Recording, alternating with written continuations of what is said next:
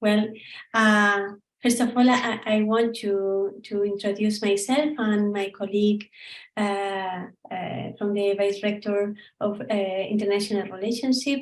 I'm Elsa Gonzalez. I'm the Vice-Rector of Social Responsibility and Inclusive Policies and Equality.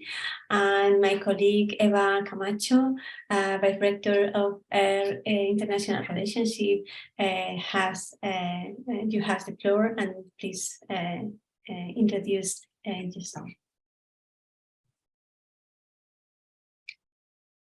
We can hear you. Eva, tienes el micro silenciado. Sorry. As Elsa said, thank you, Elsa.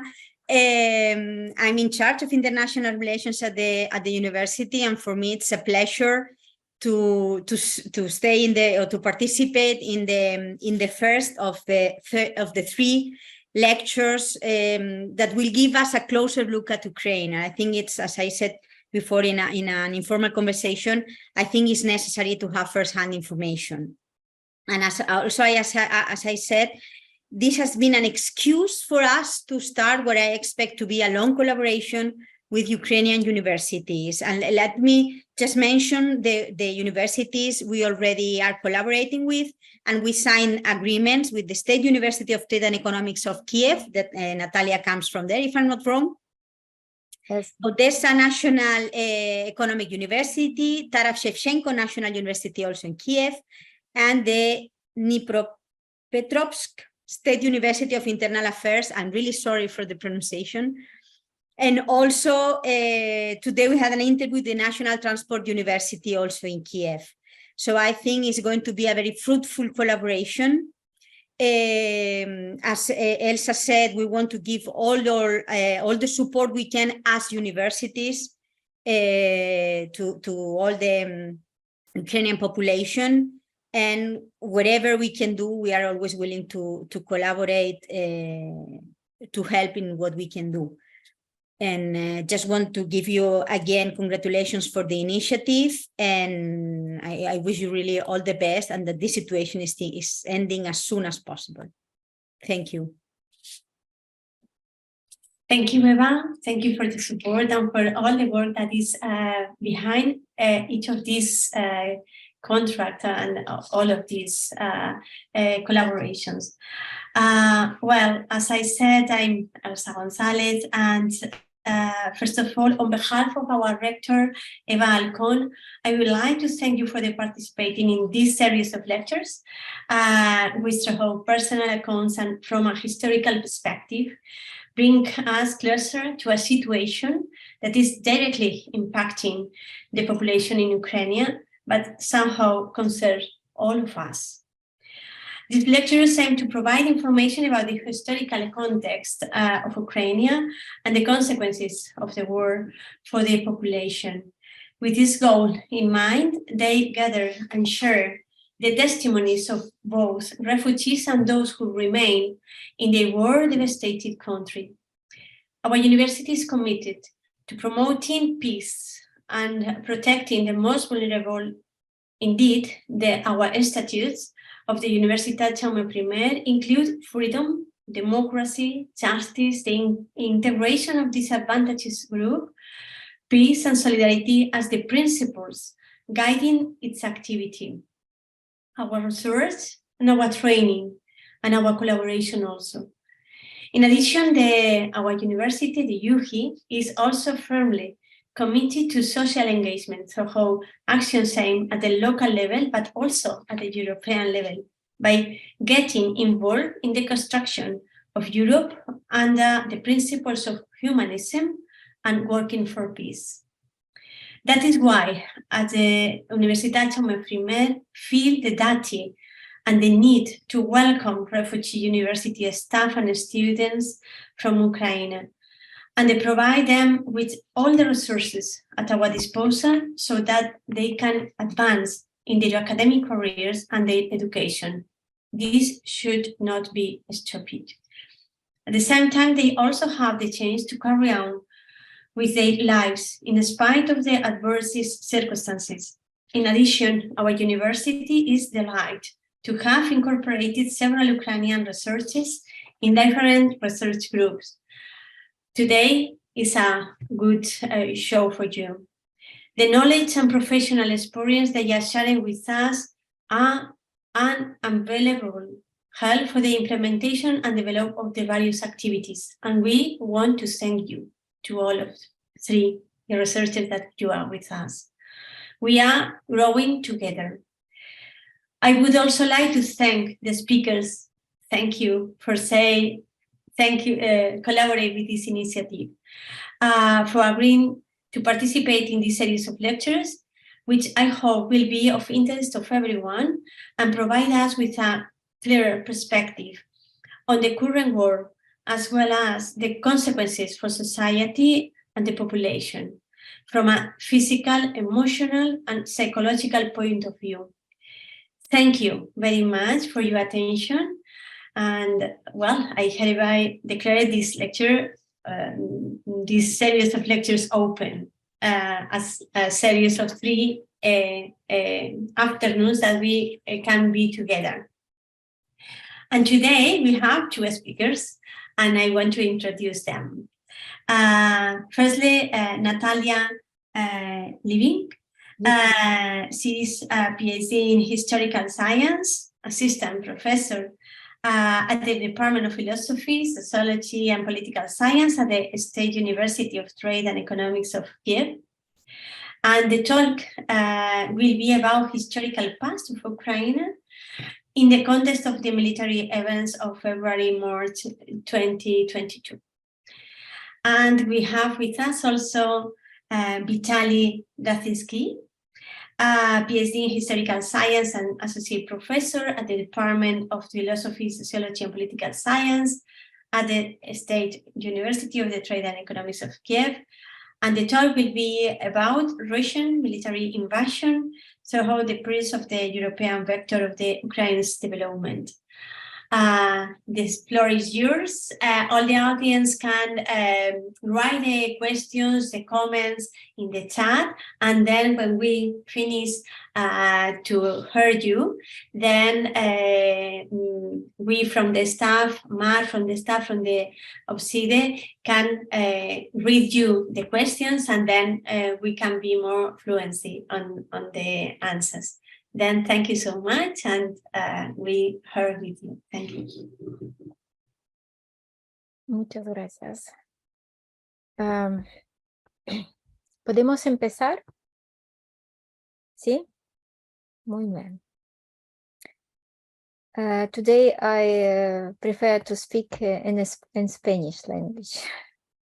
Yeah. Sorry, Natalia, you can use, if you want to show the subtitles, the audience is just an advice for the audience.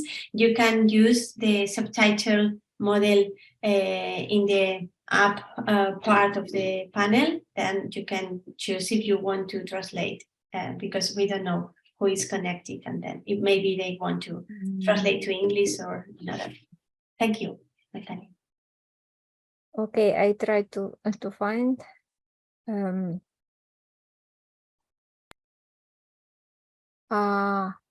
¿Ustedes me oyen? Sí, Natalia, se te oye perfectamente.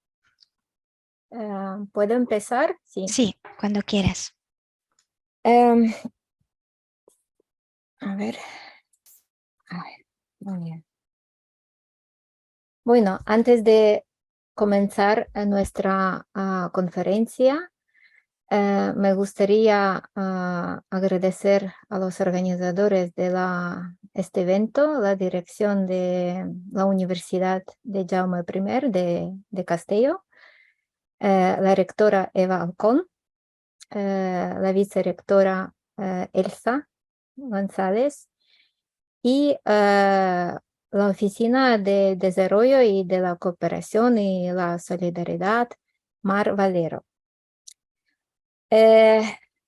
Antes de empezar mi ponencia, yo quiero poner información o como digamos, quiero señalar que este tipo de conferencia que está dedicado a Ucrania, especialmente hoy vamos a hablar sobre la guerra que empezó Rusia contra Ucrania y es muy importante hablar y buscar el hilo histórico. Y hoy vamos a buscar este hilo histórico y hablamos sobre el pasado histórico de Ucrania en el contexto de los acontecimientos militares en primeros meses de guerra. Historia de Ucrania era bastante tiempo desconocida y solo después de la Revolución de Naranja en 2004 el mundo y toda la Europa abrió a Ucrania como país independiente y con su idioma, con su cultura, con su historia. Antes, yo recuerdo mi niñez, por ejemplo, los años 90, yo estaba en Italia y cuando me preguntaron la gente de dónde vienes, y yo decía, yo soy ucraniana, voy de Ucrania, me contestaron, ¿es Rusia? La gente no sabía en dónde está, pero ponemos atención que Ucrania es un muy grande país en Europa, así como la Francia, o lo mismo. Y la situación ha cambiado después de la Revolución de Naranjas 2004. Por eso yo quiero agradecer a la Universidad de Jaume I por posibilidad de organizar este evento, que estoy segura ayudará a los estudiantes españoles. No sé si aquí están los estudiantes, no veo las fotos, que interesa historia, descubrir Ucrania más profundo. Entonces, vamos a empezar. Aquí tenemos contenidos de mi ponencia, tiene 3 puntos. Hoy voy a hablar sobre pasado histórico.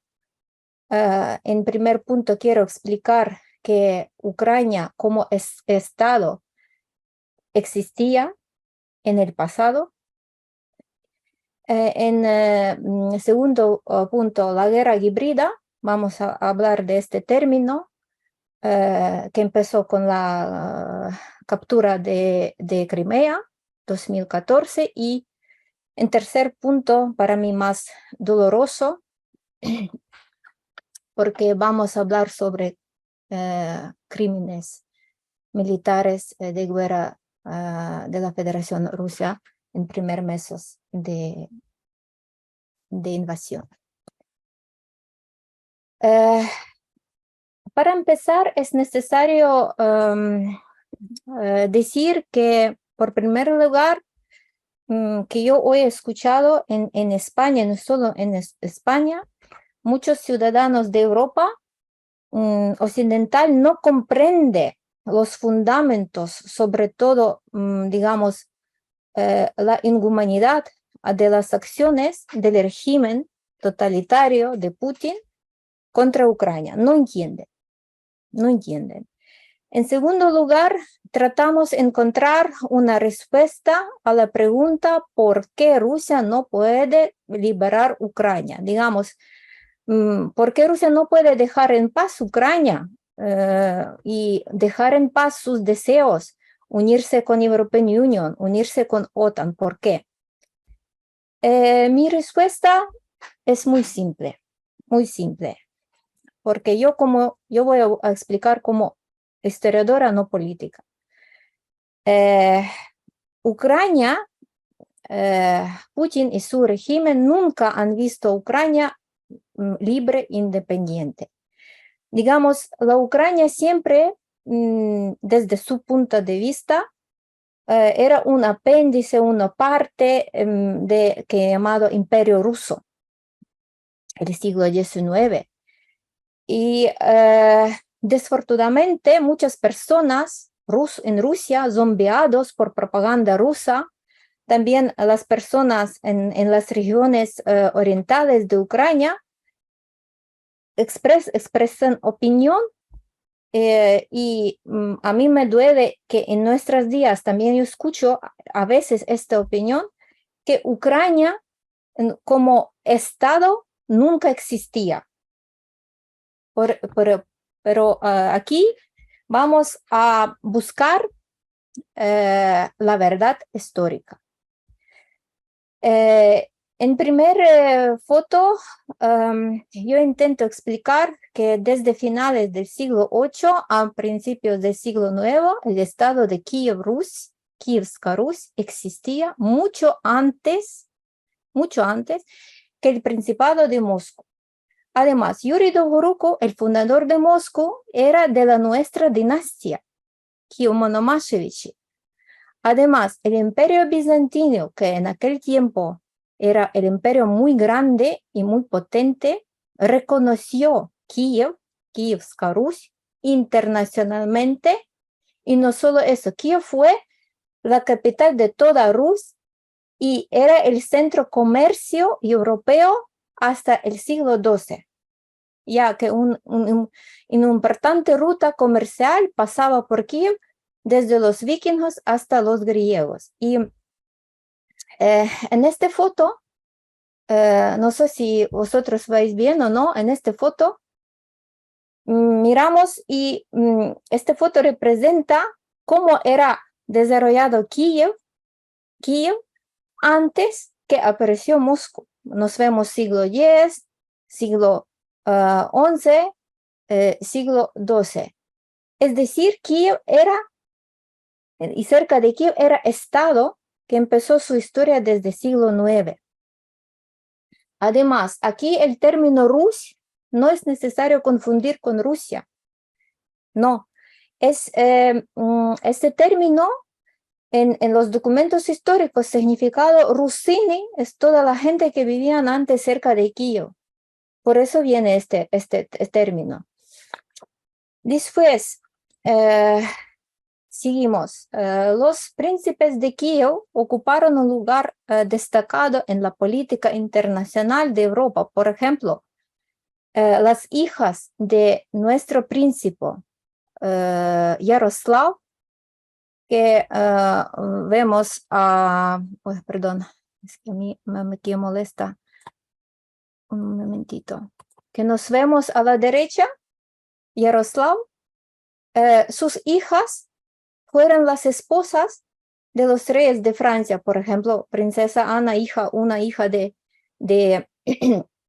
Yaroslav, era esposa del rey de Francia. Otra, Elisabetta, fue la esposa del rey noruego, y Anastasia fue la esposa del rey húngaro. El príncipe Volodymyr, que vemos a la izquierda, introdujo oficialmente el cristianismo. El cristianismo en el territorio de Rus en el siglo X.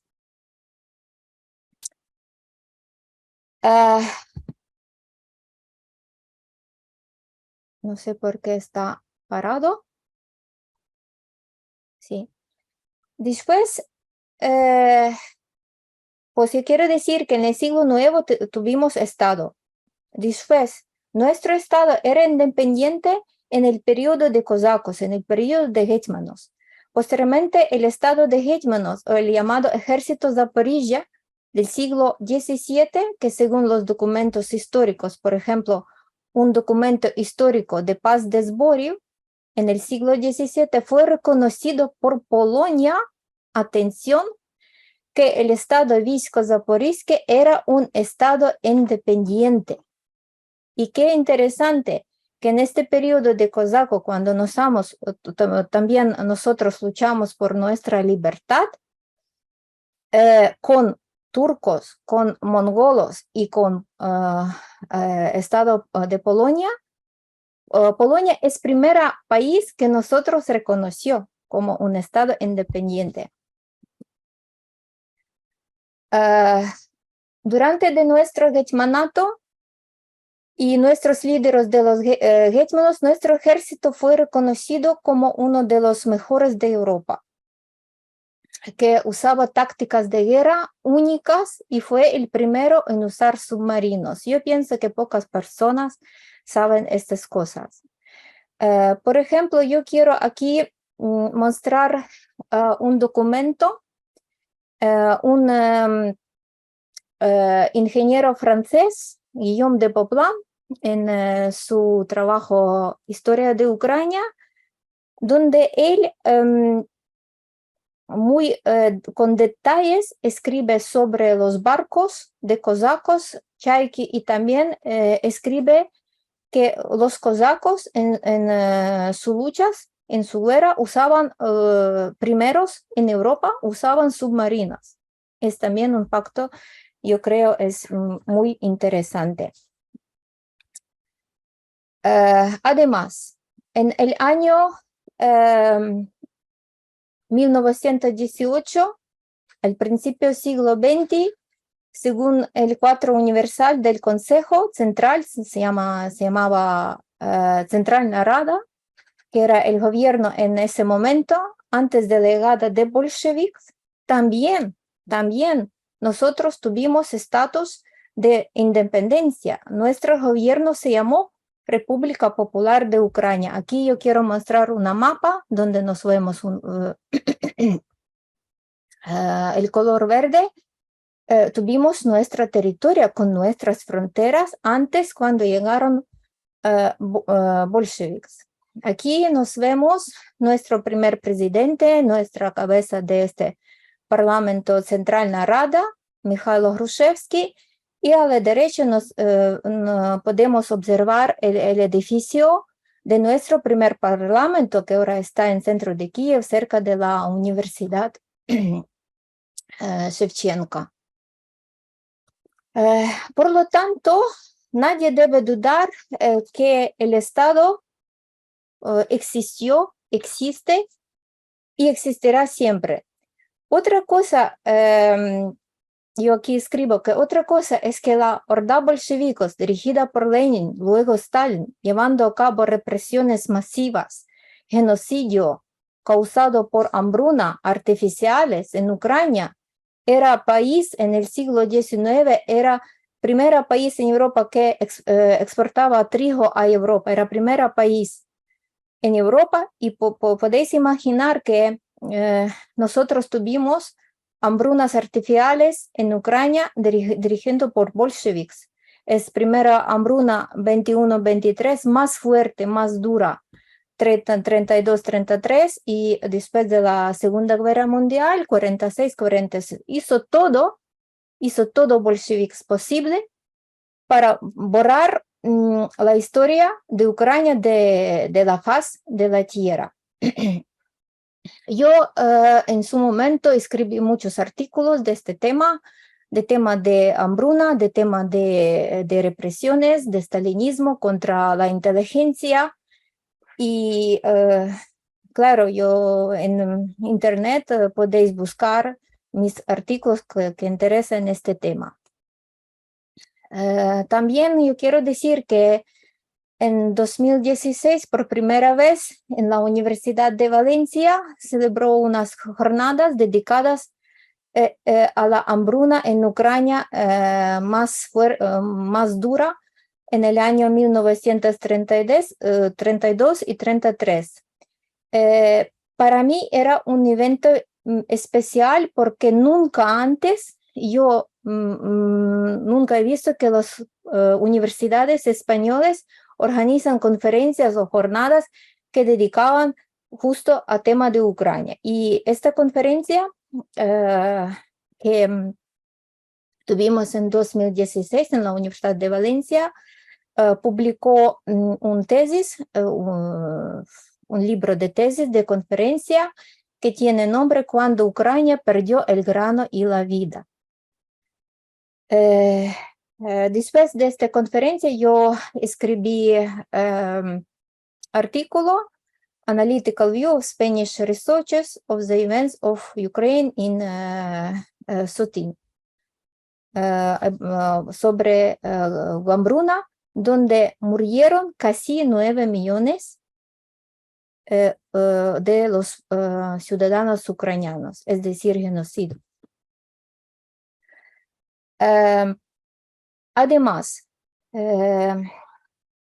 nuestra historia era prohibida, nuestro idioma era prohibida, nuestra cultura era prohibida.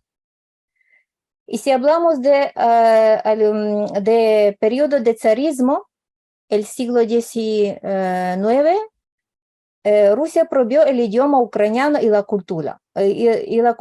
Por ejemplo, a la derecha nos vemos un documento del siglo XIX.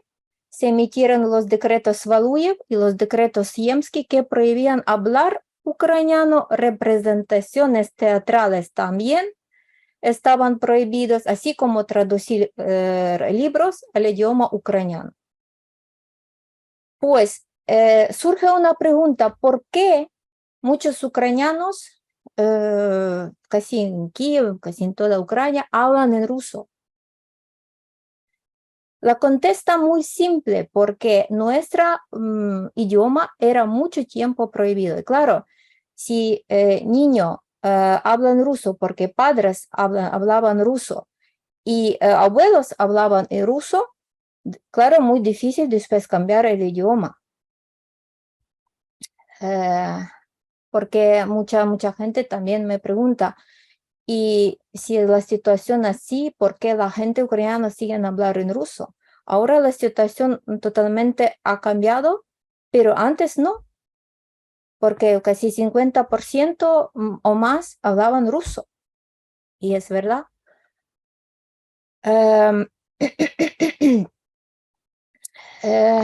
Hoy el régimen de Putin es una repetición absoluta de todo que yo he dicho antes.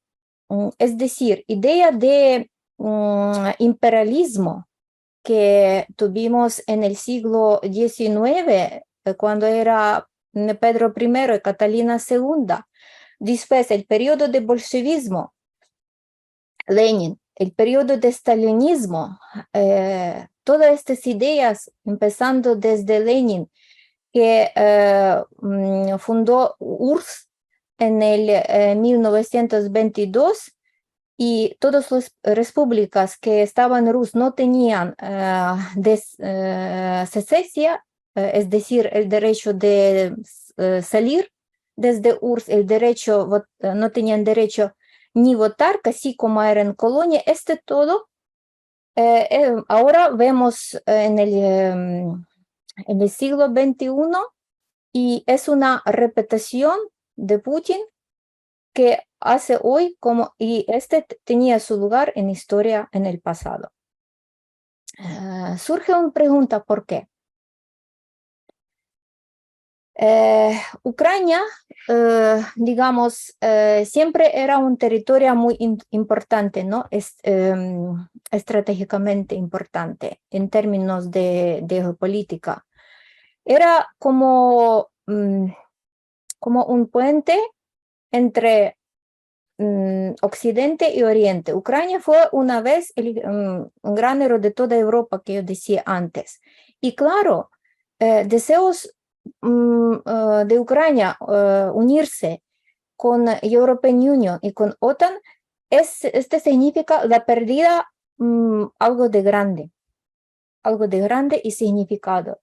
Y lo que más importante, desarrollo futuro en Ucrania, después de unirse con OTAN en futuro o en European Union, será como el nudo en la garganta de Putin y su equipo. Y claro, provocará una serie de protestas entre la población joven rusa, puede provocar, para quienes yo estoy convencida de que la idea de democracia y libertad de expresión es muy importante. Entonces, ¿qué pasó? Que Kremlin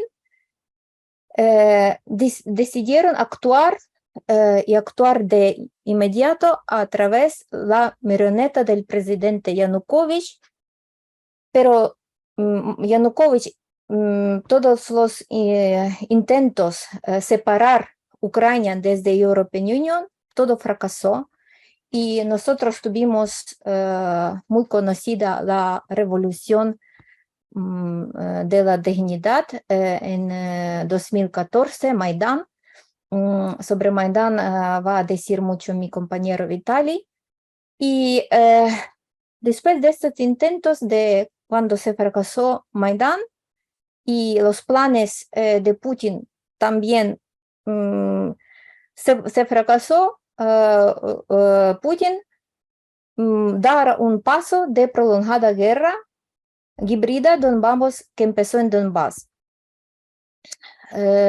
Después de las capturas de Crimea y la búsqueda de una salida por tierra y la destabilización de Ucrania, todos los pasos posibles para separar Ucrania y Europa, como yo he dicho antes, fracasaron. Putin cometió un crimen que no tiene justificación en la historia de Ucrania y la historia mundial. Una guerra a gran escala contra Ucrania, donde ahora siguen morir civiles, mueren niños, toda la infraestructura está dañada, está destruida, y lo que más importante, esto se hace de manera insidiosa antes de las negociaciones mediante el terror y la presión. En esta foto, diapositivo, yo quiero mostrar un ejemplo de una periodización histórica de la agresión armada de la Federación Rusa contra Ucrania. En 2018, especialistas de la Universidad Nacional de Ucrania creció esta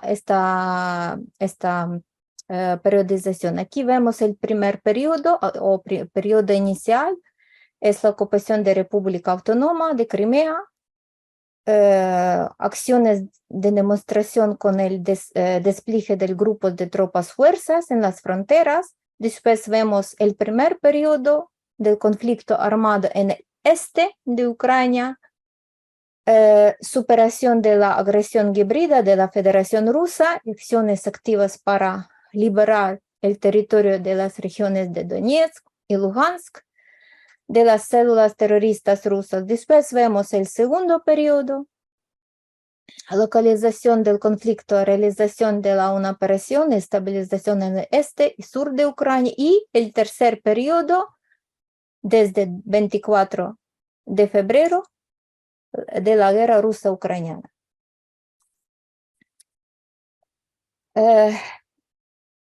Aquí yo quiero mostrar un muy interesante libro, Гибридво, es libro de mi conocido historiador, politólogo, Евген Magda. Vosotros podéis buscar en internet, que dice que según los expertos militares, la ocupación temporal de la península de Crimea y el territorio Donbass por parte de la Federación Rusa marcó el comienzo de una nueva época, es decir, en las relaciones internacionales que podemos definir, atención, la fase caliente de la guerra híbrida, la más grave y cínica agresión contra los valores democráticos y el derecho internacional en general.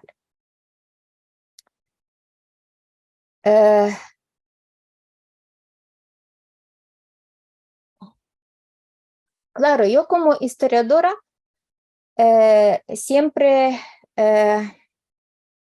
los eventos que estaban en pasados, y ahora yo como hago una hila histórica y quiero comparar. La injerencia de Rusia, tanto en los asuntos internos como externos de otro país, también tiene su propia línea histórica. Un ejemplo puede ser el hecho histórico ocurrido en diciembre de 1917, cuando los comisarios rusos como Lenin y Trotsky presentaron un ultimátum a la Central Rada que yo hablaba antes, según el cual daban 48 horas para pensar, y en caso de incumplimiento se declaraba la guerra. Como resultado, hubo un intento de irrumpir en Kyiv. Ese evento tenemos en nuestra historia. Todos los ucranianos recuerdan una tragedia cerca de la estación de tren en Kruty, en enero de 1918, cuando 300 jóvenes, chicos jóvenes, cadetes fueron matados por ejército soviético. Y estos eventos me recuerdan lo mismo cuando las tropas rusas estaban cerca, querían coger Kyiv durante 3-4 días y pasaron Bucha, Irpin, Borodyanka, donde mataron montón personas jóvenes.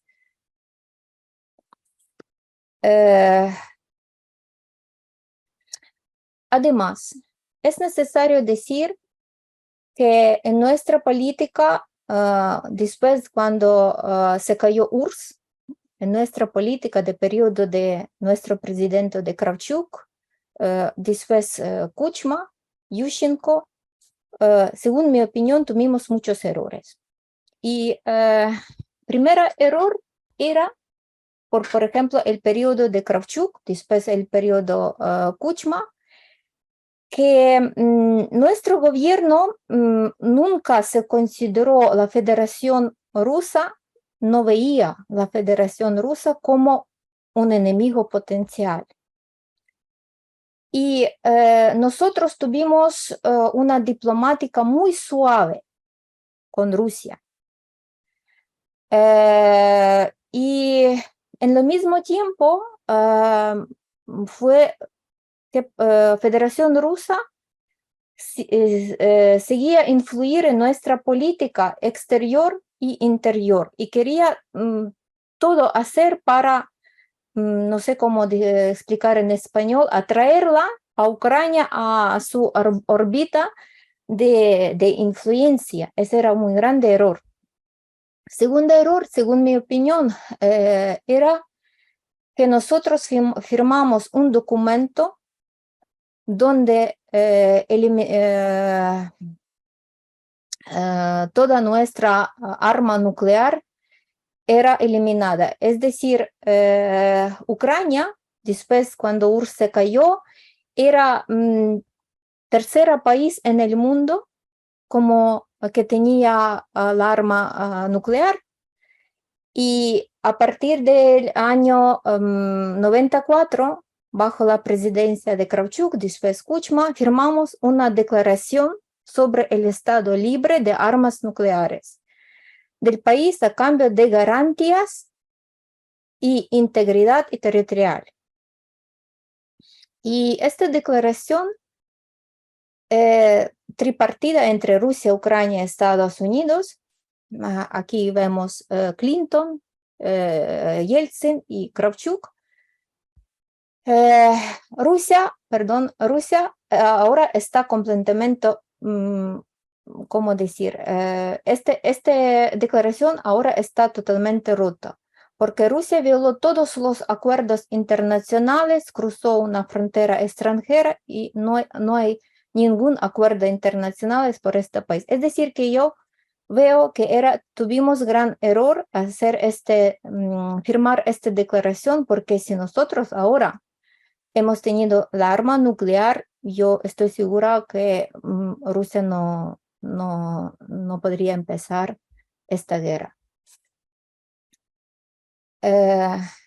Después, quiero decir que después de ocupación abierta de Crimea, la introducción de tropas rusas en territorio de Ucrania, en Donbass, el intento de separar sus regiones del este y del sur, obligó al gobierno de Ucrania, los líderes de Ucrania, a reconsiderar estas esperanzas. Es decir, la política de Ucrania exterior totalmente cambiada. Nosotros por fin reconocimos que es Rusia, después de la captura de Crimea. Y Ucrania enfrentó el desafío de encontrar formas de parar esta agresión híbrida, cuyo objetivo no solo era destruir a Ucrania como Estado, sino también destabilizar todo. El sistema de relaciones internacionales también. ¿Qué hizo nuestro gobierno? Claro, nosotros buscamos rutas, soluciones para parar esta situación.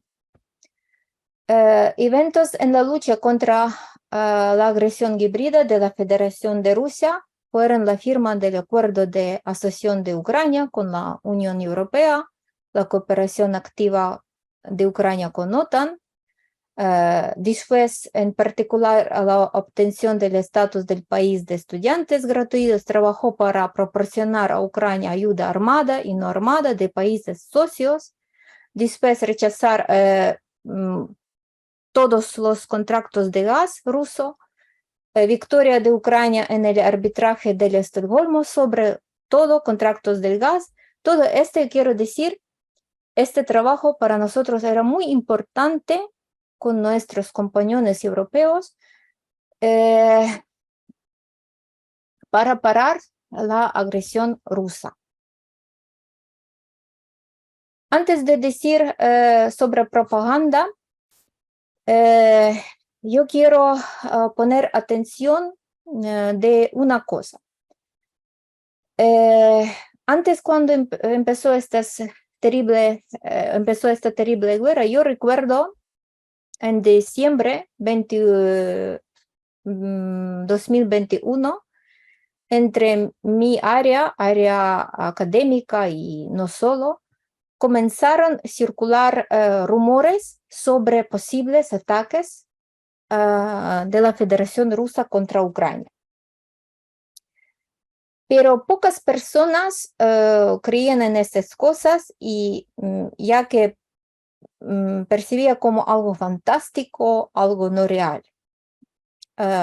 Ahora sabemos que nuestro gobierno fue advertido por nuestros compañeros desde estadounidense sobre posibles ataques. Pero Zelensky y su equipo, no solo ellos, no creían en estas cosas y surge la pregunta ¿por qué? Yo puedo contestar, pero es mi opinión subjetiva, como yo pienso. En primer lugar, nadie pensó que es una contramedida seria contra las amenazas híbridas a Ucrania por parte de Rusia y no se percibieron como amenazas a la seguridad del Estado. En segundo lugar, también eran algunas dudas, como yo escribo en mi artículo, tras el intento de la Federación Rusa de separar Crimea de Ucrania y anexionarse a Rusia de forma legítima, por así decirlo.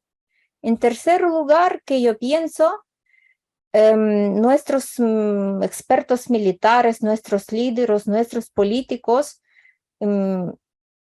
por varias razones, decidió no escalar la situación hasta el punto de confrontar a la Federación Rusa. Y por cuarto lugar, que yo pienso que expertos militares eran muy conscientes de escalar la situación y sabían perfectamente la gravedad y no querían pánico en la sociedad que podría provocar, digamos, inesperadas consecuencias. Pero desde muchos años, empezando desde 2014, todos los canales rusos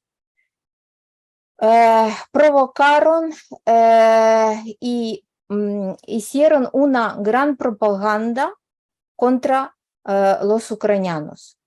No es ningún secreto que todos los canales rusos se han dedicado durante mucho tiempo como zombificación activa de la población rusa al crear la imagen como nosotros vamos a luchar contra fascistas ucranianos, contra nazistas, donde esta imagen que yo puedo mostrar en mi ponencia, imagen de Stepan Bandera, como el principal líder de fascismo ucraniano, Y nacionalismo ucraniano fue retorcido como en el nazismo. Y esta propaganda no era propaganda por un día, esta propaganda era empezando desde 2014. ¿Qué tenemos? Tenemos un odio grande de parte de Rusia contra ucranianos. Como rusos odian a ucranianos porque creían como todos los ucranianos son fascistas. Vamos a decir quién es Stepan Bandera. Stepan Bandera es un personaje histórico, es un líder ucraniano de la Organización de Nacionalistas Ucranianos que fue fundada en 1929, pero luego se dividió en dos campos. Bandera aún luchó principalmente contra los partisanos soviéticos en la Segunda Guerra Mundial, contra el ejército polaco y contra los fascistas. Stepan Bandera estuvo en un campo de concentración alemán, atención, hasta 1944. Las ideas de la gente de Bandera distan mucho de las ideas nazis. Además, Stepan Bandera fue asesinado por agente de Kremlin. Además, 2 hermanos de Stepan Bandera eran matados en Auschwitz, en el más grande campo de concentración durante la Segunda Guerra Mundial. Y decir que Stepan Bandera es una fascista que colaboraba con alemanes y esta propaganda en canales rusos es una totalmente tontería. Eso puede decir solo una persona que nunca ha estado en archivos, nunca han visto documentos y nunca sabe qué es historia, de verdad. ¿Para qué hicieron estas cosas? Esta propaganda está dirigida precisamente no a la intelectualidad, sino a las masas. Por regla general, trazando un paralelismo completamente absurdo entre el nacionalismo y el nazismo. Además, la idea de salvar nuestros hermanos ucranianos, como ellos siempre dicen, salvar nuestros hermanos ucranianos, destruir a los enemigos del pueblo, repite con las ideas de Stalin, que llevó a cabo represiones masivas en la década de 30, que yo escribía muchos artículos sobre contra quienes no estaban de acuerdo con sus ideas. Y de hecho, toda la ideología Putin repite con los mismos métodos ahora de propaganda que los bolcheviques usaron en su tiempo. Y la constante intimidación no solo de Ucrania, sino todo Occidente y América con respecto al uso de armas nucleares, estas amenazas. Yo pienso que normal persona no tiene ninguna duda sobre, digamos, sobre la persona Putin, ¿no? Sobre cómo, si es normal esta persona, que por eso es cada persona puede pensar y hacer sus conclusiones. Vamos a decir sobre nuestro tercer punto, crímenes militares. ¿Qué quiero decir? Los medios de comunicación ucranianos ahora cubren activamente el contenido que fomenta el patriotismo y las conmociones del deseo de proteger su país. Los medios de comunicación y las redes sociales publican gran cantidad de fotos, vídeos que la firma, como vemos aquí a la derecha, que la firma escéptica освободители, enfatizando que el ejército ruso vino para liberar los ucranianos del neonazismo. pero todo el mundo ve el comportamiento de los rusos tan agresivo contra los ciudadanos ucranianos. Y los ucranianos deben sobrevivir en todo que ellos hacen. Aquí nos vemos Kharkiv, que estaba bombeado en 1 de marzo 2022. Aquí nos vemos foto, terrible foto. Un parte de misil se cayó en un piso, en una residencia. Aquí nos vemos crímenes militares, Bucha, en primer días de guerra. Bucha, la ciudad cerca de Kyiv. Yo aquí puedo mostrar dónde está Kyiv, dónde está Bucha, muy cerca.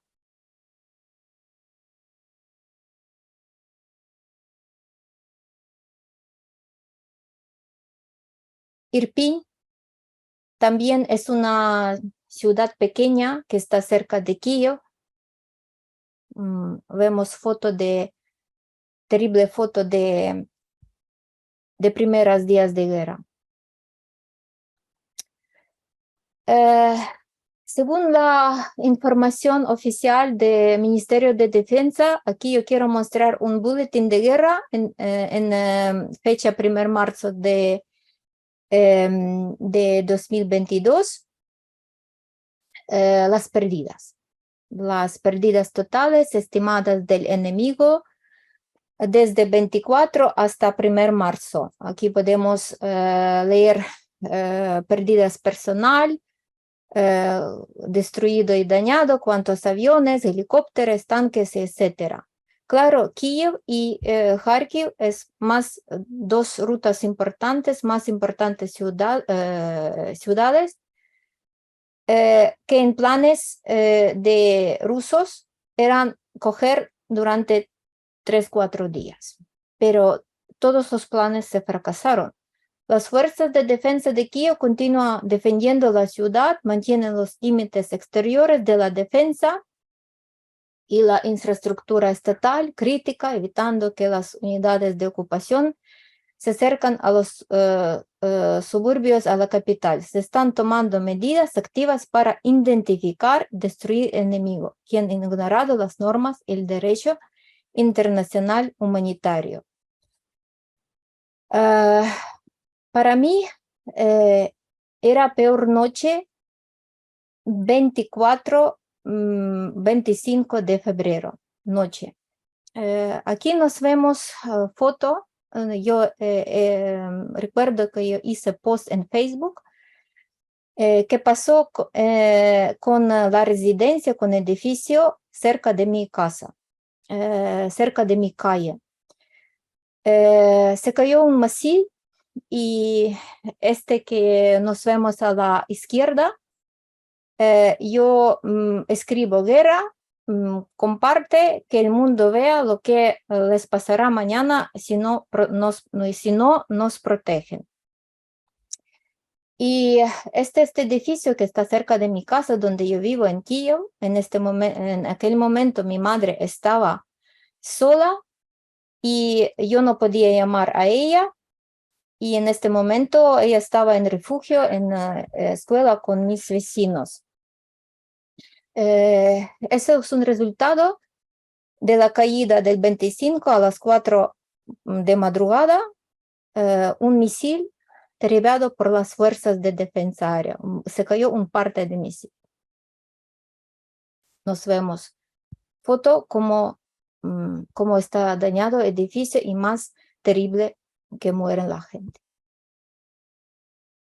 La situación en torno de Kyiv sigue siendo muy dura y en policía el enemigo sigue intentando retornar la ofensiva en dirección y la capital. Las fuerzas de ocupación rusas están utilizando tácticas para destruir principalmente la infraestructura y lanzar ataques con misiles y bombas contra los asentamientos sin tener en cuenta el derecho internacional humanitario.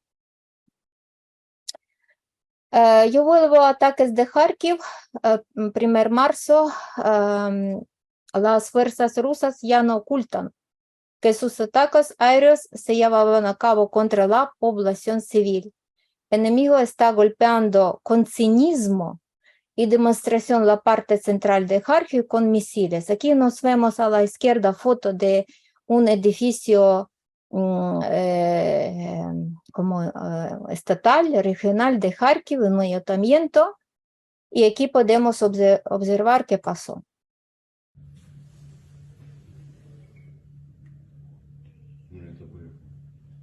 Yo no sé si vosotros podéis ver vídeo.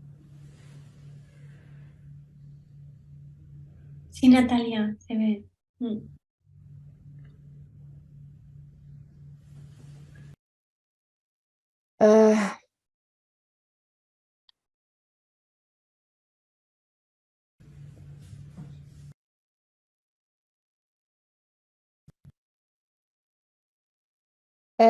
Presidente de Ucrania, Zelensky, en 1 marzo, cuando atacaron Kharkiv, él tuvo la nota donde él dice: un misil de crucero de Belgorod golpeó esta mañana la plaza más grande de Europa, la Plaza de la Libertad en Kharkiv.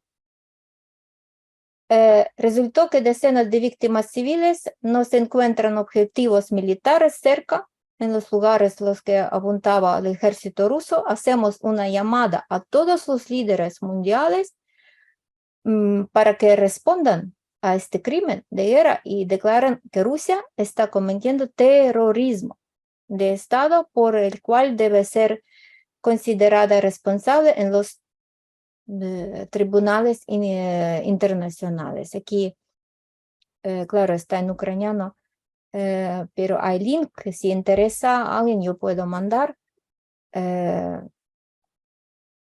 todo mi material.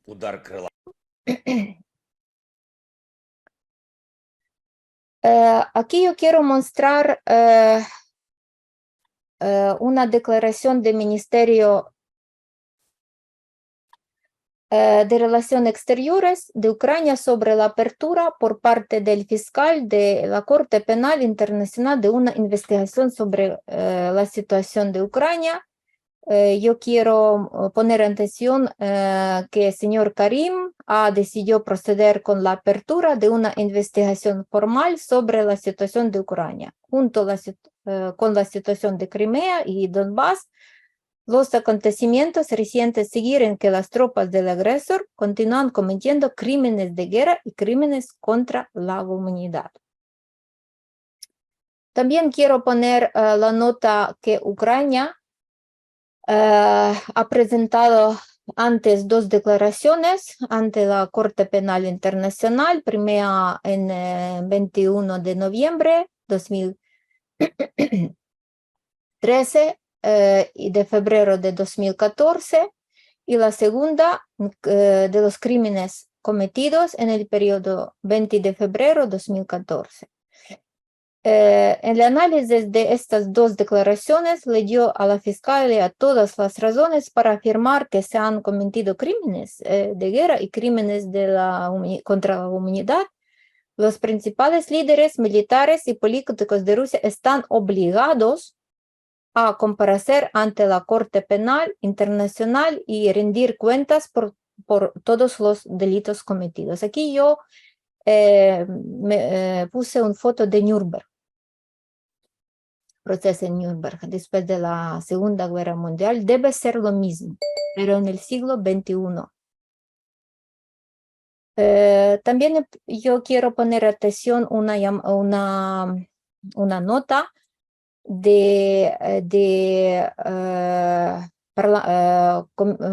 llamamiento del comisionado del Parlamento para los Derechos Humanos en Ucrania, Lyudmila Denisova, que ella pone atención que rusos usan armas ilegales en virtud de la Convención Geneva sobre la prohibición del uso almacenamiento, producción y transferencia de municiones de racimo y sobre su destrucción.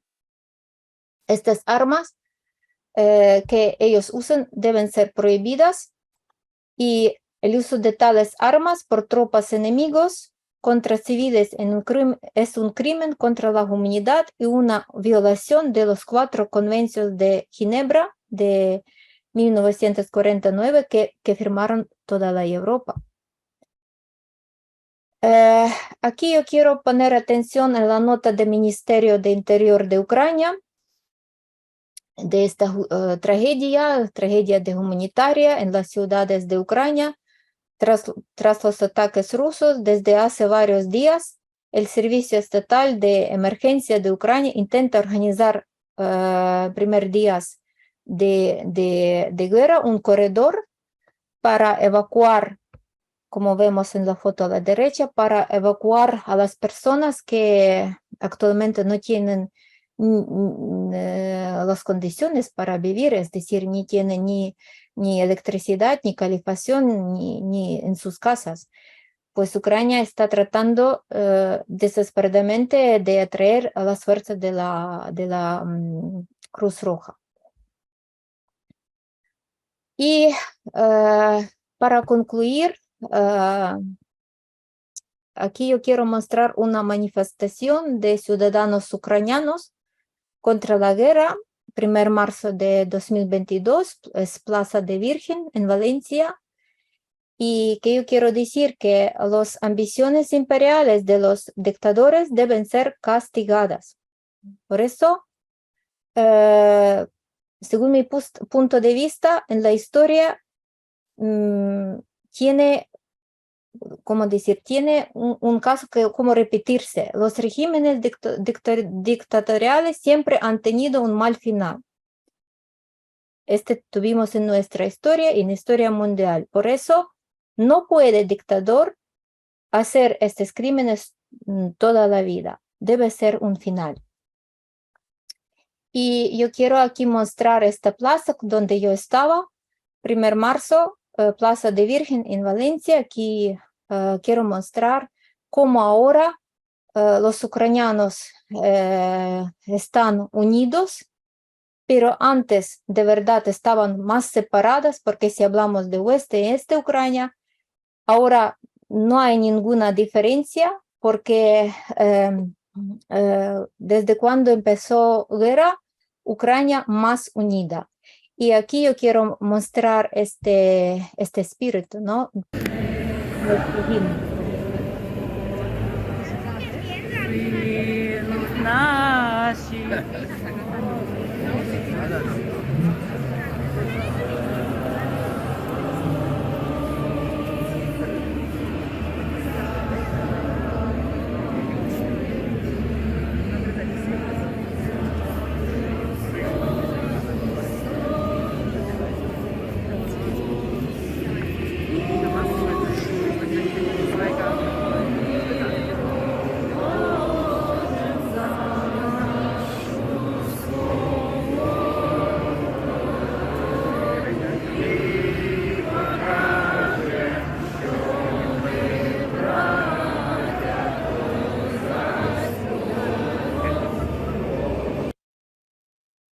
Y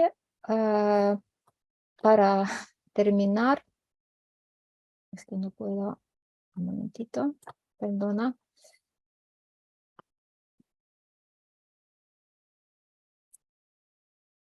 No puedo seguir, no sé por qué.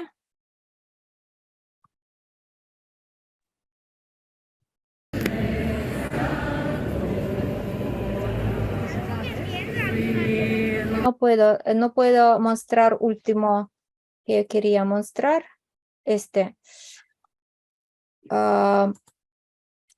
Cada día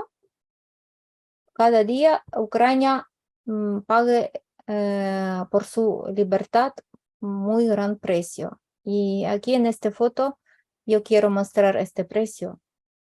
Y Mar me decía que tú podías decir últimas palabras para concluir, para terminar mi ponencia. Yo pienso que últimas palabras eran estas. Gloria a Ucrania y gloria a los héroes. Es todo. Muchísimas gracias, Natalia. Muchísimas gracias por la estructura, por el compartir, por eso, por hacer una aproximación histórica y que creo que ha sido muy clara, que nos ayuda a entender muchísimo mejor. Gracias. Yo quiero decir que mi nivel de español no era tan bueno, pero yo espero que vosotros podréis entender qué yo quería decir en esta ponencia.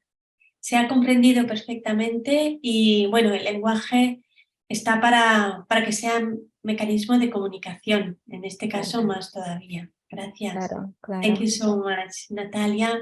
I appreciate so much your talk, the clarity and the content. And now we have the second talk of the afternoon. We have with us Viktoriia Drobotun that I have introduced before, then the floor is yours. Well, just a second, try to...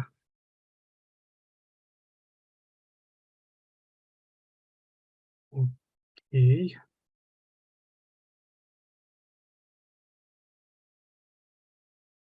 So, yeah, the theme, the Russian military invasion through the prism of the European vector of Ukraine's development. I'm going to cover several issues. It is Russian soft power policy in Ukraine, the revolution of dignity, the annexation of the Crimea, and the annexation of the Donbass.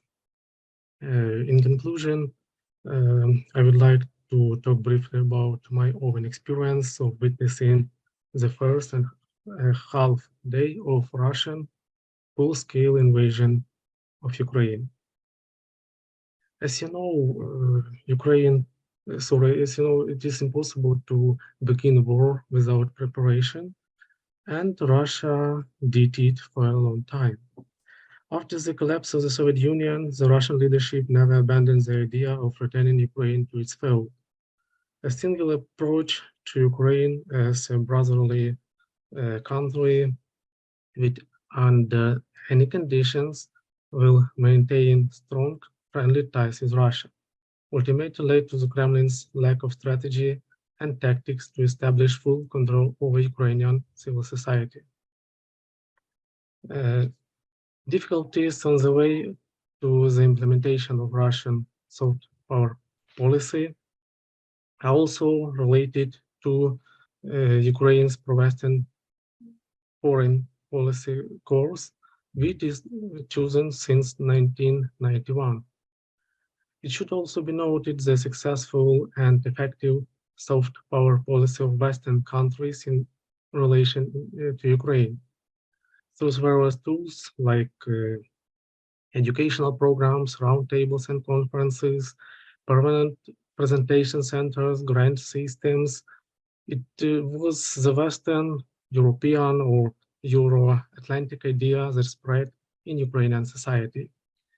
Ukrainian scientists emphasize that a significant resource in Russia's soft power policy arsenal was the idea that Russians gave possibility of free employment of Ukrainians, because the vast majority of labor migrants from Ukraine, at least until 2014, worked in Russia. The Orthodox Church was and still is an important instrument of the Kremlin's influence on Ukrainian society. Patriarch Kirill made strengthening religious and cultural ties with Ukraine one of his main goals. The main pillar of the Russian Orthodox Church was and remains the Ukrainian Orthodox Church of the Moscow Patriarchate, which at the end of 2010, according to the Yaroslava Center, covered 35% of the total number of religious communities in Ukraine. The Kremlin attaches special importance to the field of education and international exchange programs. According to UNESCO, until 2014, Russia was the absolute leader in the number of Ukrainian students studying abroad, far ahead of such countries as Poland, Germany, United States, and France. A powerful resource of soft power policy, which is used to influence public opinion, both within the state itself and beyond, is a means of mass communications. Until 2014, Ukraine was covered by Russian information space. In 2011, Russian language periodicals took first place in terms of total annual circulation in Ukraine. In addition, a significant place on Ukrainian television was occupied by Russian TV channels. According to many researchers, the production of Russian films broadcast on television was one of the most powerful forms of Russia's soft power policy in Ukraine. An effective lever of Russian soft power policy is also the presence of the close personal ties between people living in both states, in Russia and in Ukraine. A 2011 survey showed that half of Ukrainians had relatives in Russia and third had close friends or acquaintances.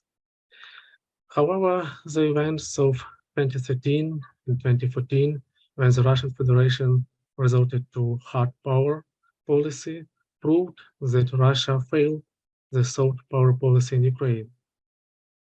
Among the reasons for this, we can mention the first, stereotypical attitude toward Ukraine as a loyal and close country in all respects. The second, predominance of pro-Western national project in Ukraine, which is based on contrasting the Russian and Ukrainian development models. The third, Russian Federation lacked its own attractive image for a long time, which was difficult to create given the specifics of its political and economic systems. I mean, political authoritarianism and raw material native economic. And the fourth, Russia's belated implementation of a purposeful soft power policy toward Ukraine at the state level. So, as it was mentioned, the use of brute force to achieve a national interest was a vivid example of the failure of the Kremlin to implement the soft power policy in Ukraine. The failure of the Russians to seize Ukraine peacefully surfaced as a result of a successfully conducted revolution of dignity. I propose to consider in general terms the main events of the revolution of dignity and find out its results for Ukraine.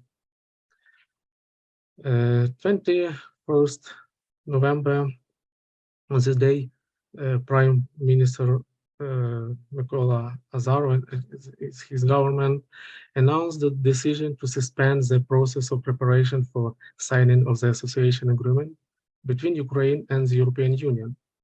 This agreement has been in preparation since 1998.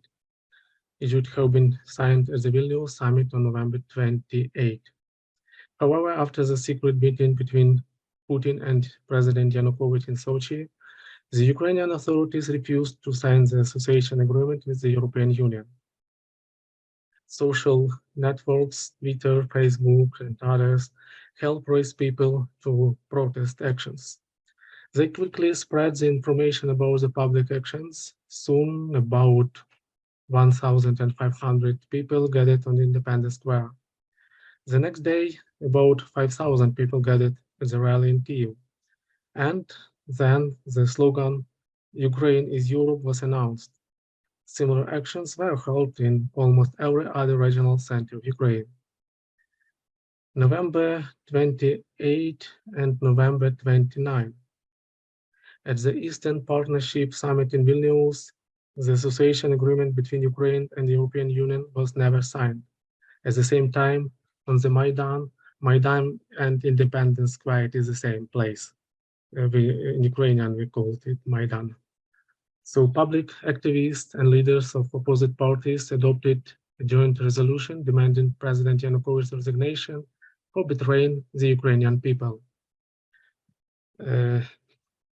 November 30th, on the night of November 29 to November 30th, 2013, the Special Police Unit Berkut brutally dispersed the protesters on the Independence Square. Police units surrounded about 1,000 activists who peacefully protested and sang songs. Because of the offensive security forces, dozens of people were brutally beaten, among them many students. Defenseless people fled from armed Berkut fighters to the St. Michael Cathedral to avoid being beaten. The brutal beating of students on the Kyiv Maidan stunned not only Ukrainians, but also the world community. The events of November 30 became a turning point in Ukrainian protests of the end of 2013.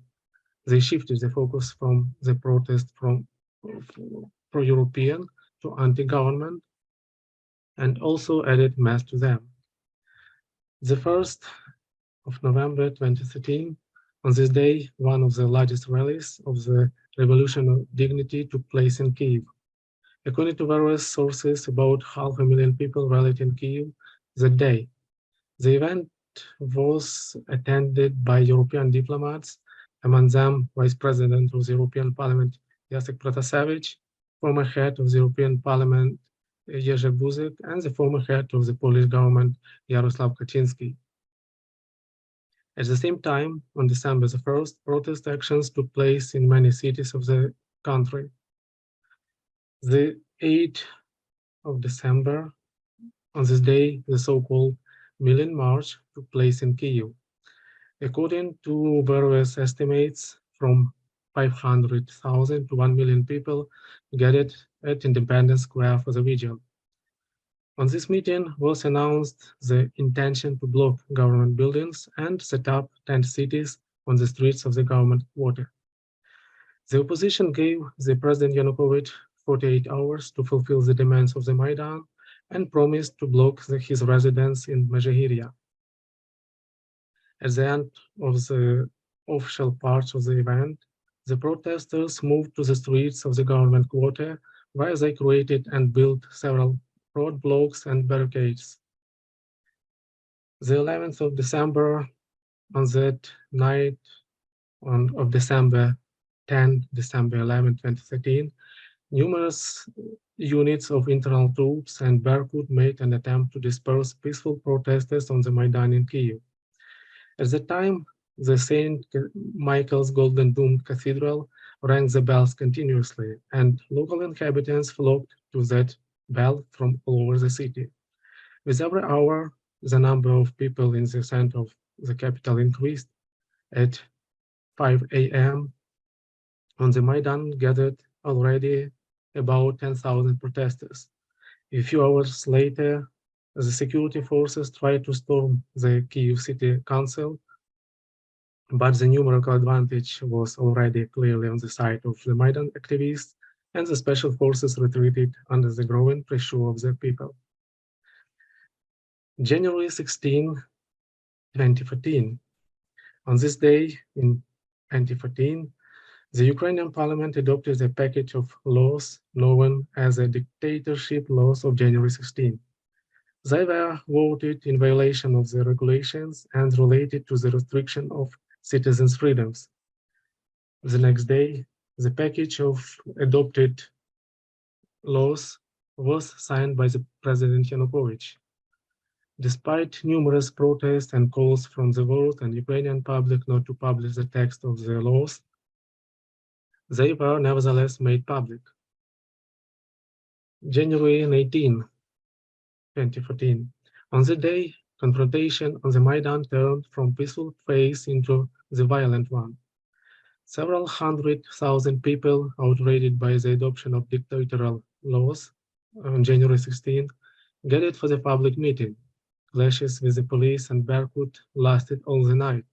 According to the reports of the capital's doctors, in the period from January 19 to the morning of January 21, 122 victims sought medical help. 50 of them were hospitalized. The 22nd of January, the first activist died on Maidan. Armenian Serhiy Nigoyan, and Belarusian Mikhail Riznevsky. At the same time, Roman Sanik from Lviv district was seriously injured and died in hospital on January 25. After these events, the leadership of the United States and representatives of the European Union spoke for the first time about sanctions against President Yanukovych and his supporters among the leadership of Ukraine. January 28, Prime Minister of Ukraine, Mykola Azarov, resigned. The parliament held a meeting at which it annulled 9 out of 12 dictatorial laws by overwhelming majority of votes. February 18, February 20. On the morning of February 18, demonstrators went to Ukrainian parliament, where the deputies were supposed to consider change to the constitution of Ukraine. However, the parliament's office refused to register this document, which caused outrage among the protesters and led to clashes with the security forces. On February 18, in the course of clashes, protesters were pushed back to the Maidan. More than 20 people were killed by firearms. On February 20th, the protesters launched a counter-offensive and, despite significant losses, pushed the security forces back to the government quarter. At the same time, snipers were stationed on the roofs of the buildings around the Maidan and opened fire on the demonstrators. In total, from February 18 to February 21, more than 100 people died on Maidan. All of them will later be called the Heavenly 100. February 21. On the night of February 29 to February 22, Viktor Yanukovych and his closest entourage left the country. First, they left Kyiv and went to Kharkiv, where, with the support of Russia, he tried to arrange a congress for the separation of the eastern regions from Ukraine. However, this plan was defeated. After that, Yanukovych and most members of his government fled to Russia. February 23, by 328 votes, the deputies of the parliament adopted the resolution about the self-removal of the president of Ukraine from exercise of constitutional powers and appointment of extraordinary elections of the president of Ukraine. The elections were scheduled for May 25, 2014. The Revolution of Dignity ended in victory. What were the consequences of Revolution of Dignity? We can mention the termination of the self-identity and unity of the Ukrainian nation. Revolution of Dignity became the determining engine for the awakening of national self-awareness of Ukrainians. The Revolution of Dignity separated Ukrainian identity from the blurred Soviet one. Ukraine has entered the path of European development. The most striking illustration of what Ukraine avoided thanks to the Revolution of Dignity is the fate of Belarus. I guess you know about the Belarus, about the democracy in this country and what is going on there now. So the attempt to turn Ukraine into a pro-Russian dictatorship is exactly what Ukrainian society rose up against in 2013-2014. Revenge for this choice of Ukrainians was Russia's aggression, which continues to this day. The defeat of pro-Russian forces during the Revolution of Dignity provoked Russia's annexation of Crimea. I propose to consider the prerequisites for the annexation of Crimea. Among the main one, we should mention the first, crisis of historical consciousness and national memory in Ukrainian society, first of all in eastern and southern parts of the country. The second, weakness of state historical policy. The third, destructive internal and external influences and propaganda using distorted interpretations of historical facts. The fourth, reorganization of historical memory in Ukraine. The fifth, the weakness of the information policy of Ukrainian authorities. And the sixth, signing in 2010 by President Yanukovych of Kharkiv agreements with Russia, which largely contributed to the annexation of Crimea. In addition, President Yanukovych's political team included many Russian agents who held the highest positions in the country. For example, the Minister of Defense of Ukraine was a citizen of Russia, Pavlo Lebedev. All these agents of the Kremlin, led by President Yanukovych, worked in coordination and coordinated manner to prepare for the surrender of Ukrainian independence to Russia. The Russian leadership hoped to capture Ukraine without a war, but the Revolution of Dignity disrupted these plans and prompted Kremlin to use Plan B, the annexation of those territories where the population had pro-Russian sentiments. Thus, Yanukovych's team began preparations for the surrender of Ukraine long before the Revolution of Dignity. Crimea has always been a priority goal of Russia. To facilitate the annexation of Crimea, Russia, President Yanukovych's team did the first criminal reduction of the armed forces. I should say during 2012-2013, the maximum number of the armed forces was reduced from 240,000 to 162,000 servicemen. The second, undermining the state of mobilization readiness. Military units were manned by only 55 persons. The third, destruction of air defense system of Crimea. The fourth, illegal organizational change and devaluation of strategic defense documents. The large-scale organizational change of the armed forces in 2013 contradicted the legislation and were not included in the country's strategic defense documents. And the fifth, failure of Ukrainian government to take measures to respond to external threats. The informational and psychological component of the annexation of Crimea by Russia also deserves attention. First of all, it should be noted that this was a well-planned and organized operation. For years, pro-Russian organizations in Crimea played the role of the Kremlin's fifth column on Ukrainian territory. This organization, financed by the Russian government and their leaders, were agents of influence of the Russian special services. Under the guise of defending the interest of Russian-speaking population, pro-Russian organizations organized and conducted an information campaign aimed at showing the image of Russia as the only reliable guarantor of stability in the region. For the distribution of the relevant materials were widely used Crimean pro-Russian mass media, which at least partially depended on the financial support of the Kremlin. All these means of mass communication have been actively used by the Kremlin over the years to conduct subversive activities and anti-Ukrainian propaganda in Crimea. Russian special operation to seize Crimea began 3 days before the end of the Olympic in Sochi, which took place from February 7 to February 23, 2014. On February 20, a convoy of armed vehicles left Cossack Bay in Sevastopol, where Marine Brigade of the Russian Black Sea Fleet was based. On February 24, 2014, the city of Sevastopol actually came under the control of Russia.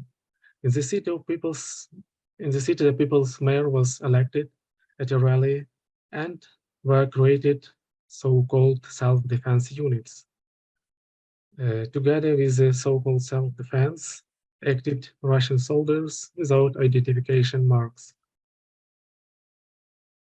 On February 27, 2014, a reconnaissance sabotage group of special forces in military uniform without identification marks arrived in Simferopol and occupied buildings of Verkhovna Rada and Council of Ministers of Crimea.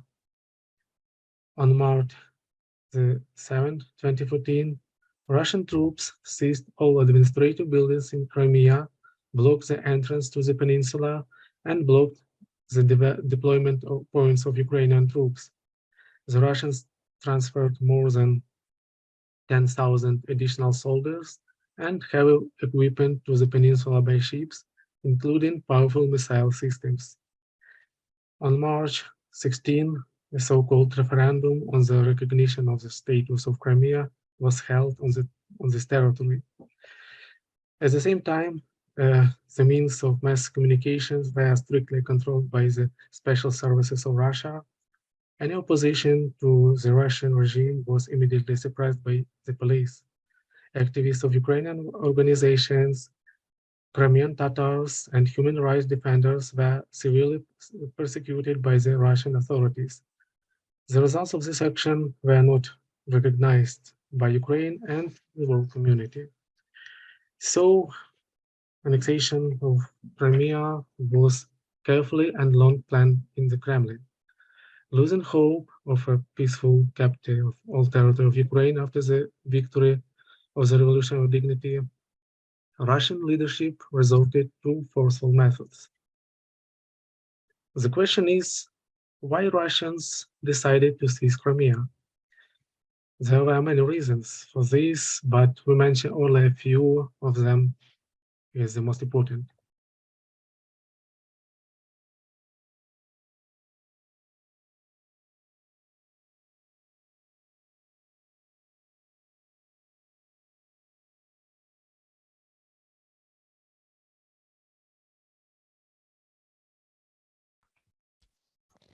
Se ha congelado la imagen. Vitaly. Try Vitaly, to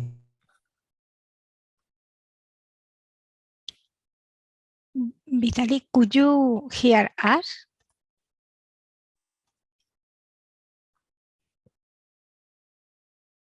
Mm.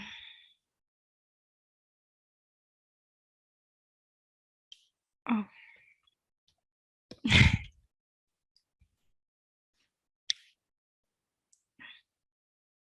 Can you hear me now? Yeah. Yeah, sorry, I guess there are some problems with internet connection. So the third, political reasons. Prevention of radical political change in Ukraine that pose a real threat to change the Russian regime in the future. The fourth, economic reasons. Russia benefits from exploiting the mineral-rich Black Sea shelf, including oil and gas. In addition, Russia stopped paying rent to Ukraine for basing the Black Sea Fleet in Sevastopol. This is annual amount of $100 million. Also, the Kremlin was able not to give Ukraine 30% discount on the purchase of Ukrainian gas. And the fifth, personal reasons of Russian President Putin.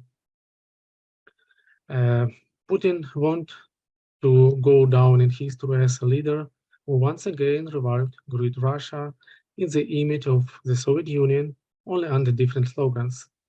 That's why Russia created a pseudo-republic in Moldova, seized parts of the territory in Georgia, expressed direct territorial claims to Kazakhstan. However, as you know, without capturing Ukraine, there cannot be a Great Russia on the geopolitical map of the world. sorry, Yes. Vitaly, we don't see your presentation. Understand. Sorry for this.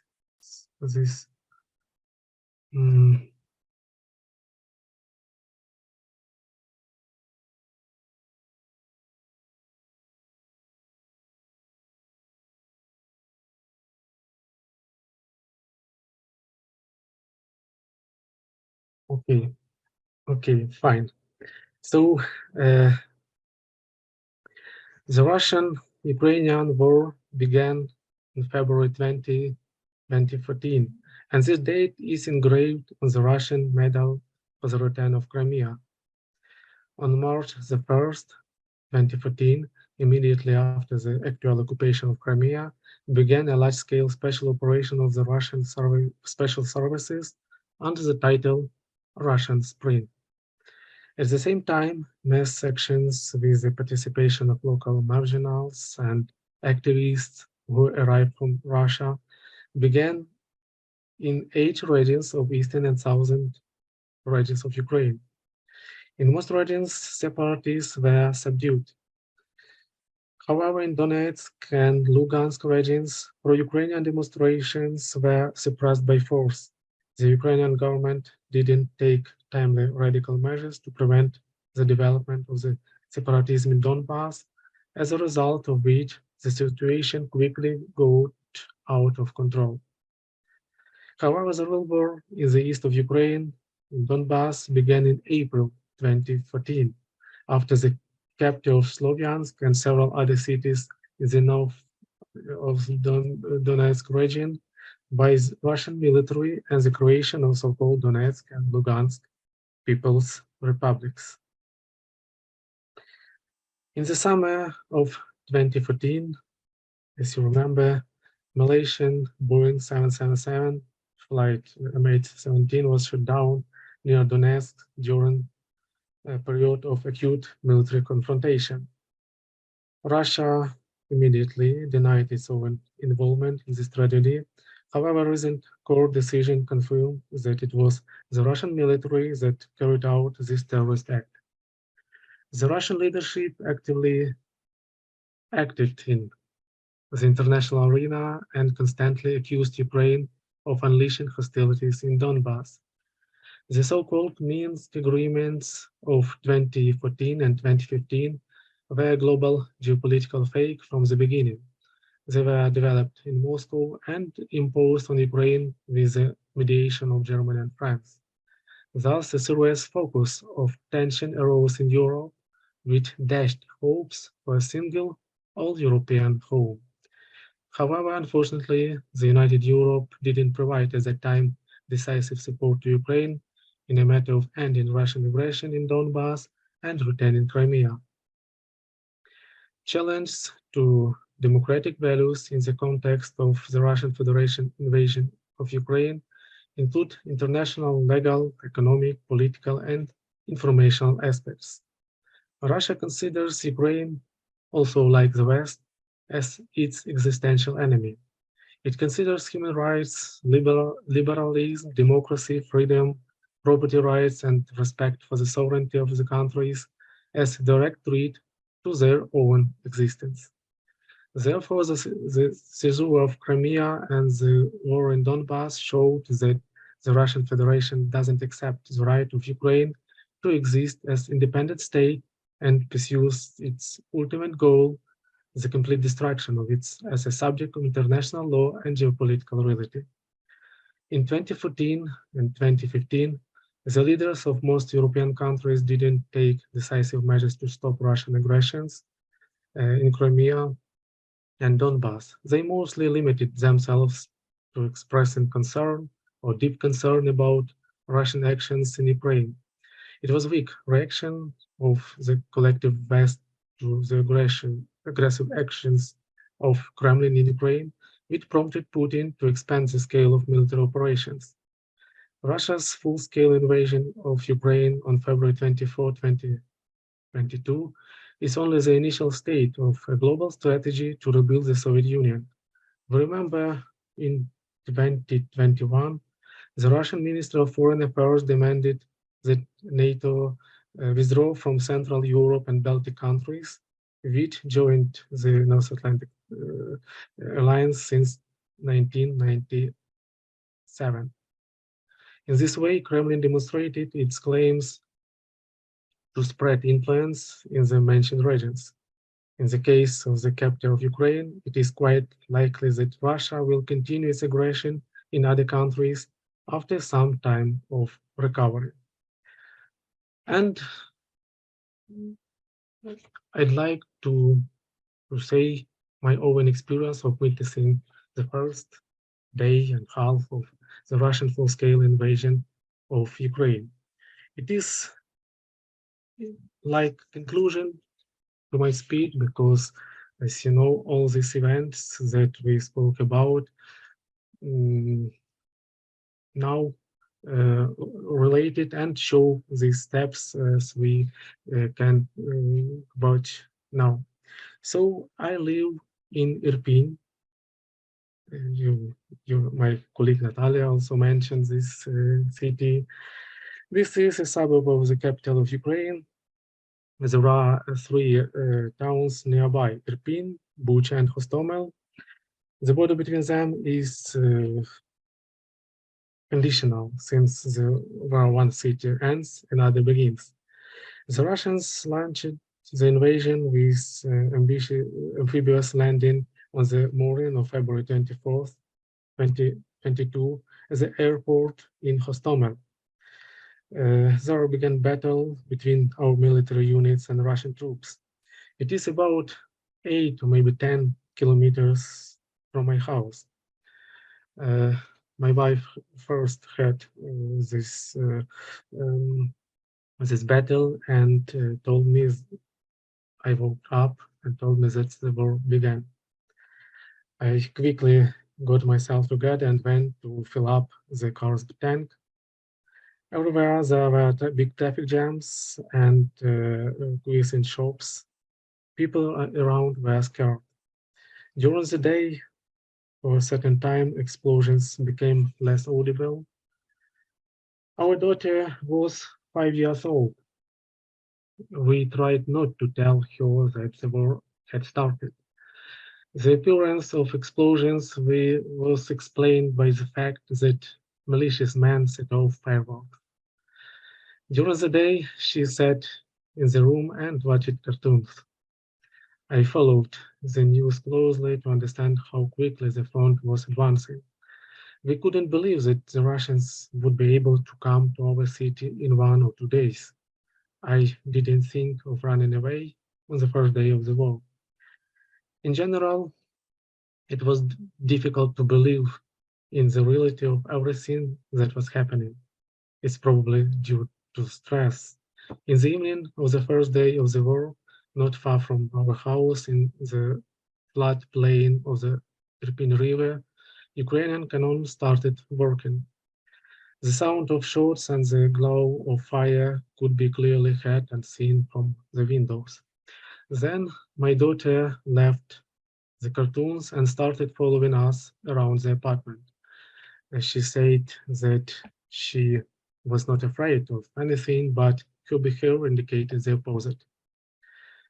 During the night, the cannon fired volleys from time to time, as a result of which we woke up. However, the explosion of the bridge over the Irpin River, the road through which leads to Kyiv, scared us the most. I felt like the house jumped up, and we in turn jumped out of bed. Later, we found out that it was our military that blew up the bridge, as the Russians were rapidly approaching the capital. On the morning of the second day, my friends, his serviceman, asked me to help her wife to bring some documents. Driving around the city, I felt like it was in a surreal picture. There were not many cars on the road. Explosions rang out from the native sites. I didn't see any fire from the explosions, but it was very loud. The most terrible was when, between explosions of approximately the same volume, there were those that rumbled twice as hard. When I returned home, my daughter Margarita fell to me and in the kitchen and began to cry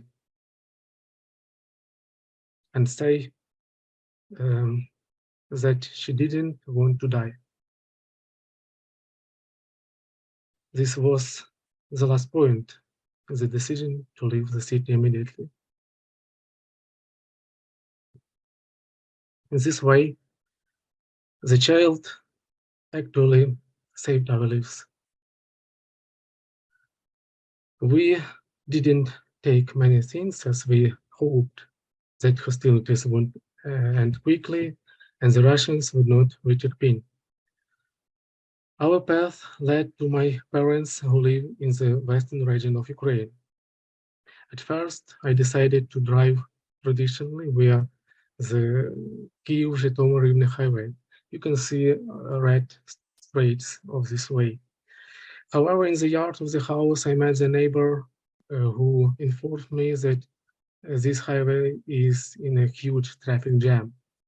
And in addition, he heard information that soon a Russian military column should arrive on this road in order to continue the offensive on Kyiv. After that, my wife and me decided to take the so-called Warsaw Road connecting Kyiv, Korostyn-Sarny, which goes closer to Belarusian border. You can see this blue strait. It was closer to the direction from which the Russians were advancing. However, there were no traffic jams. People were afraid to go this way. We left Irpin for the neighboring town Bucha. The road was deserted. It scared us. Then I drove at a high speed, violating all permissible norms and rules of the road. My daughter was silent on the way. My wife said sometimes to me, it was difficult to think about anything. On the way, we decided to stop in the city of Oruch and evacuate my mother-in-law. Oruch is located 30 kilometers from the border with Belarus. You can see this down on the map in the north. It was in Oruch, standing by the window in apartment, I saw the strike of Russian missile for the first time. I heard the whistling of the aircraft engine and then explosion relatively not far from the building. Thick smoke rose. It turned out that Russians aimed at the grain elevator. We were leaving the city to the sound of air raid sirens, and it was twice as scary. I had only heard this sound in World War II movies before and could never believe that I would experience it in real life.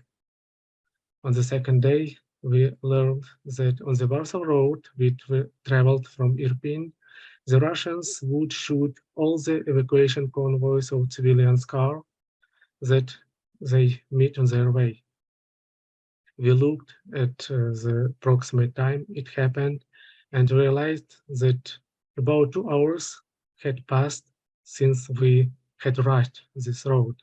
Just 2 hours decided whether we would live or die. We returned to Irpin in June. Many people probably heard about the numerous disasters of Irpin on television. Today, my colleague Natalia showed pictures. This is a separate topic that cannot be discussed in detail today. I will only note that the 2 projectiles hit my house in the technical floor. Many private houses on the street were completely destroyed. Fences were cut by fragments. The road and sidewalks were also damaged. This is pictures from my Kyiv Street, Flowers Street, where I live. You can see the painted gateway with the drops from bullets and fragments and destroyed buildings. I was also impressed by the dump of cars destroyed by Russians. This picture I made maybe 10 days ago. People and children died in many of these cars. Until now, it is difficult to realize that all this is reality. On March 28 of this year, the day of liberation of Irpin from the Russian invading forces was celebrated. Events were held in the city center.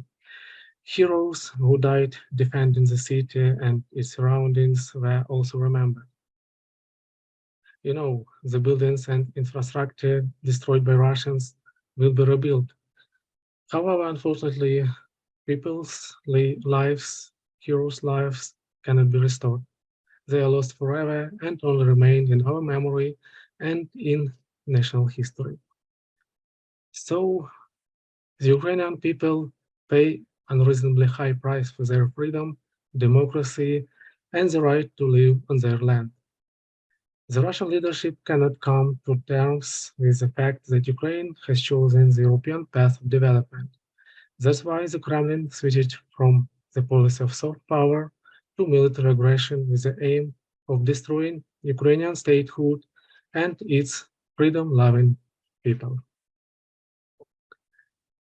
Thank you for your attention. I wish everyone peace and prosperity. I hope the enemy will be defeated and war never come again in Europe. Thanks a lot. Thank you so much, Vitaly. Thank you so much for your talk, for the clarity of the history of the military, the concepts and the information that you have shared with us, and also for sharing your own experience in the last part of your chat. Thank you so much. Now we have a few minutes, more or less 10 or 15 minutes more, to share with you, and people can write the questions in the chat. Yeah, I know that there are someone, and then Mark can translate or read in English and in Spanish, or at least. We have one question now. Tenemos una pregunta ahora. Voy a leerla en castellano y voy a tratar de traducir más o menos. I'm going to read in Spanish and I try to traduce to English, more or less. Sí, the question is for both. La cuestión es para los dos, para Natalia y Vitaly, for both. Si queda claro que Rusia es el principal responsable de la invasión de febrero de 2022, muchos analistas siguen discutiendo sobre el papel de la ampliación de la OTAN como problema de seguridad que no se ha tenido en cuenta desde los años 90. ¿Qué opinión se tiene en las universidades de Ucrania sobre la cuestión de la ampliación de la OTAN como causa del conflicto? Aunque ahora es muy necesario el apoyo de la OTAN en el conflicto, antes de la invasión rusa, se han tenido posiciones a favor de la adhesión a la Unión Europea sin recurrir a la integración en la OTAN u otras alternativas similares. La pregunta la hace Antonio Cantó y os da las gracias por vuestras intervenciones. Well, in English, more or less.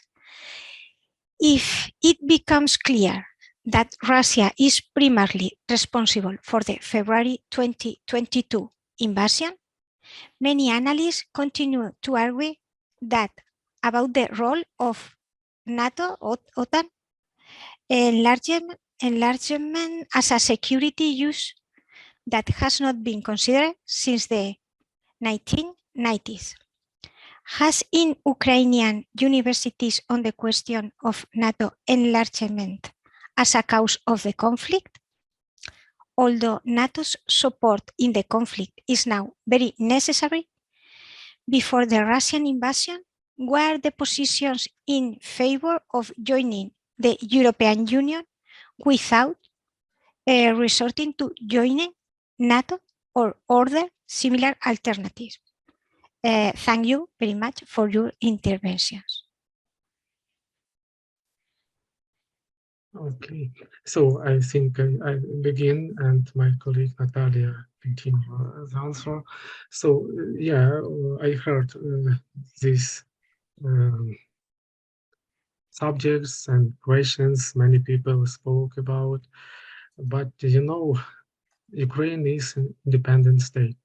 It is like, you know, Spain joined NATO, but neighboring country decided you don't have the right to do it. And everyone will ask, well, we are an independent state and we can do what we want. From this point of view, yeah, Ukraine can do, and Russia can't order what to do for us. And the second, Ukraine, you know, to become part of NATO, Ukraine must fulfill many tasks, and it is a long way. So in 2022, it was not the period when Ukraine could join NATO, but Russia began aggression. It means that Russia just looking for condition to begin aggression because it was preparing for this aggression for a long time.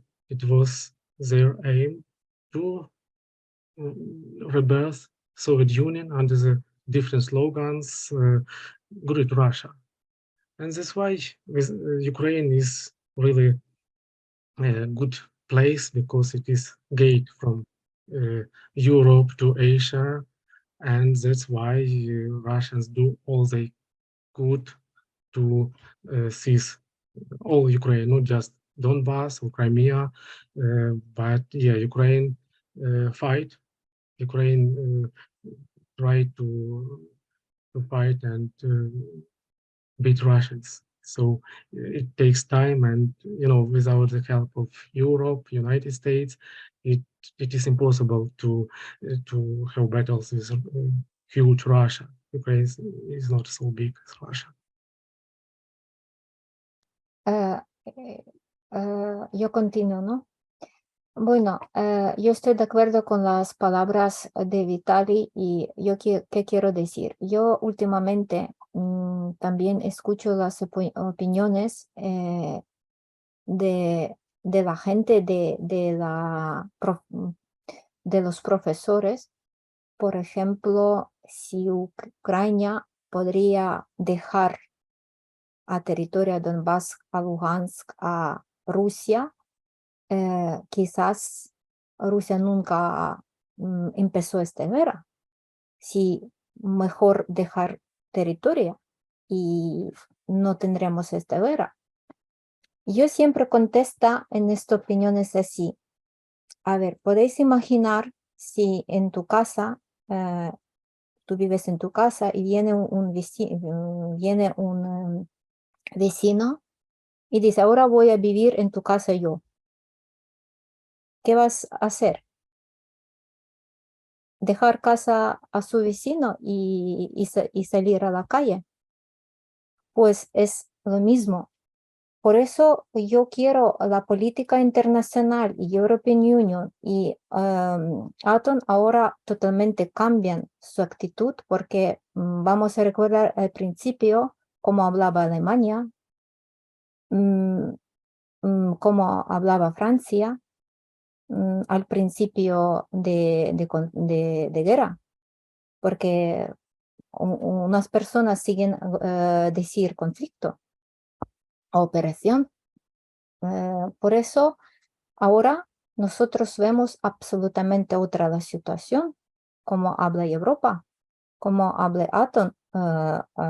Por eso yo quiero que Ucrania bastante mostraba su resistencia y bastante mostraba a todos y a Atom y Europa que nosotros debíamos estar en Atom hace mucho tiempo.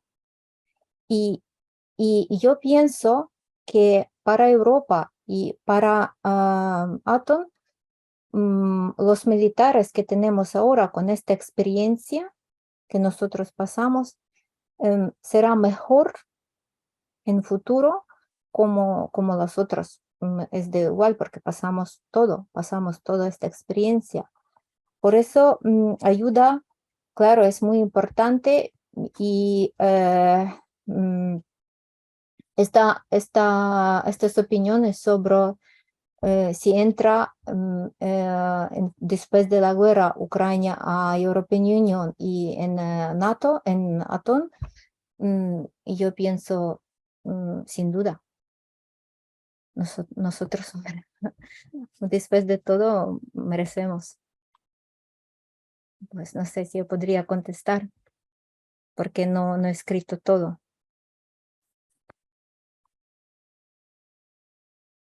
Tenemos otra pregunta. We have another question. Esta es para Natalia, es for Natalia. Vale. ¿Cuál es la actitud hacia los rusos en Ucrania? What is the attitude towards Russians in Ukraine?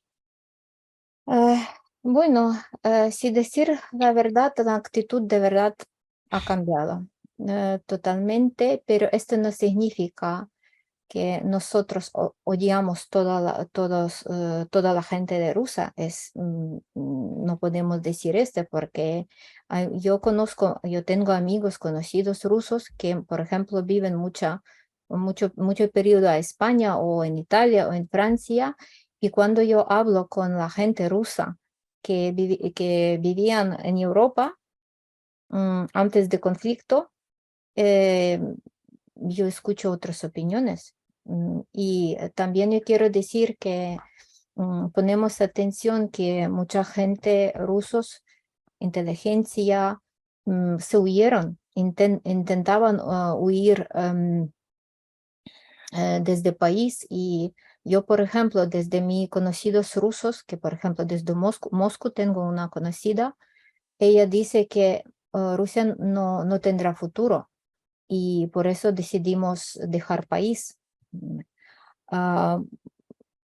Claro, ahora intentamos más hablar ucraniano, intentamos,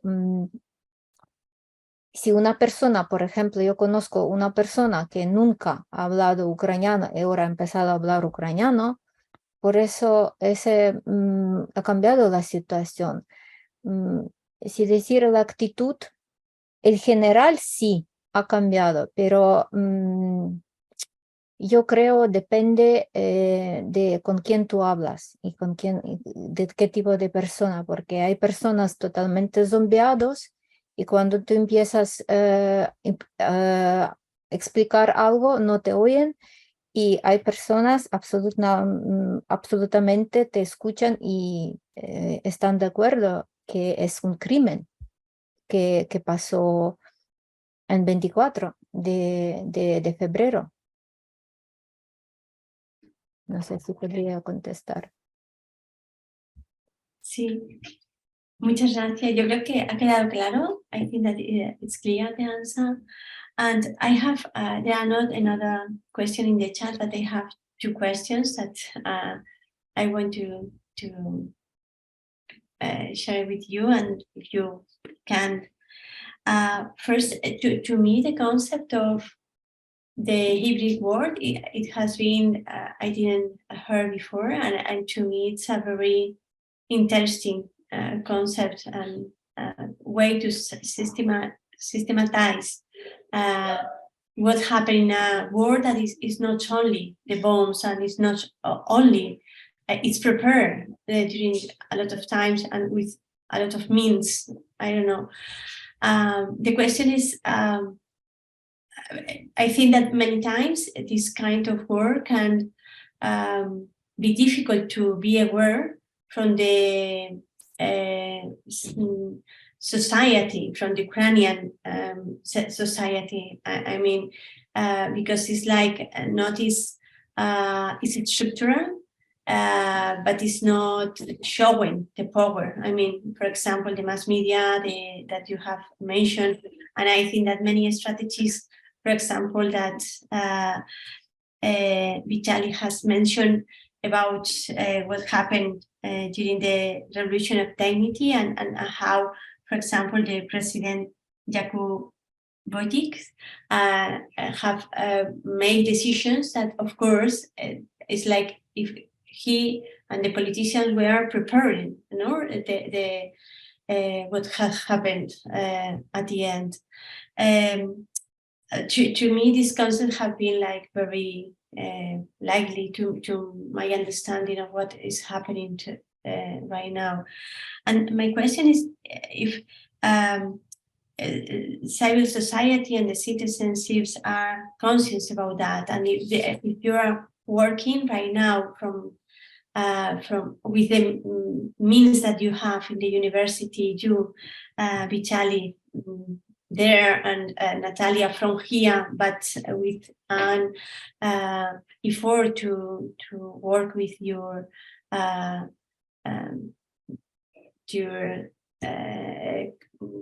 citizens and your neighborhoods and your relationship there. I mean, it's difficult to reverse this situation that is very subtle in many times. Well, okay, I begin the answer. So, yes, you're right. This is a really good question. Thank you for that. And you're right. You know, in this situation when we have hybrid war when we have minimum two sides and all of them try to convince that the truth is there, it is really difficult to find this truth. And truth usually is between them. That's why we should learn these issues not by sentiments, but to analyze the facts, the documents, and then make decisions. What about the revolution of dignity? Yeah, many people just wanted to live in free European country. They did nothing about details of the revolution, about some, some deep intentions.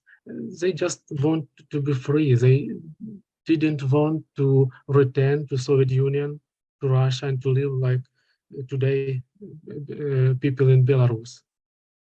That's why they attended these rallies. They died for this aim. But yes, from our point of view as researchers, we searched documents. We saw all the sides, not just pro-European side. We carefully check Russian narratives. We try to hear European means of mass communications and read and understand what is happening. And my speech was based on this information that we tried to find and to make clear for the public.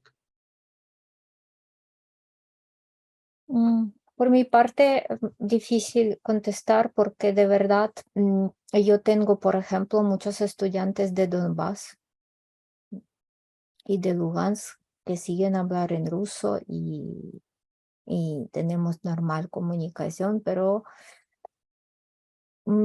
a veces a mí un poco de verdad difícil hablar con estos estudiantes porque yo veía que también tiene su hilo histórico, como Ucrania era separada de verdad en oeste, este, y si hablamos de yo ahora digo antes de estos eventos, y si digamos la territorio que estaba cerca de Polonia, más de Europa, la gente absolutamente diferentes. Y si yo viajaba, por ejemplo, en Donetsk antes, y Dnipropetrovsk y Lugansk, este territorio, la gente tenía absolutamente otras opiniones y apoyaban Rusia mucho.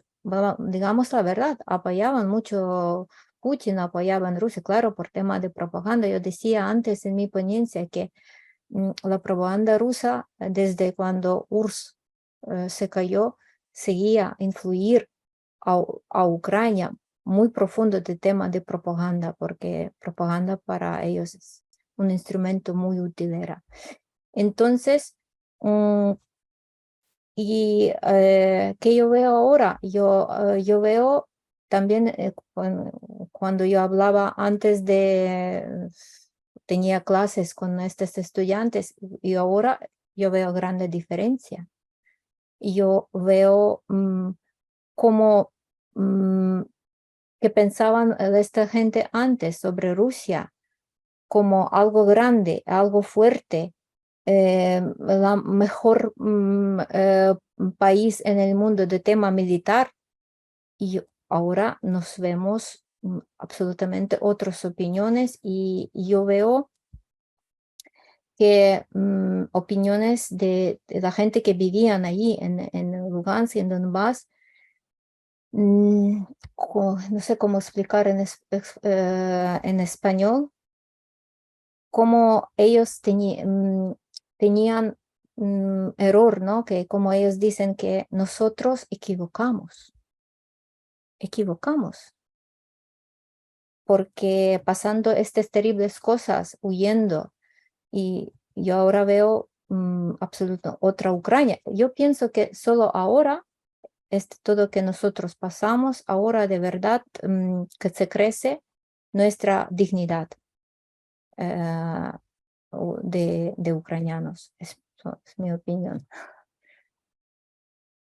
Well, in addition, I just want to mention that, after the seizure of Donbass and Crimea by Russia, a lot of educated people fled these territories, and they did it not because they didn't want to live there, but because they understood the situation. What will be in the future if Russia arrives on these territories? But yes, my colleague is right that most of people, and we should correctly say about that, most local people in these regions supported Russia because they watched TV channels, Russian TV channels, they read Russian newspapers, and they didn't want to even try to see another side and to think. It is more easy to see TV, and propaganda will inform you about and will answer all your questions. All will be fine.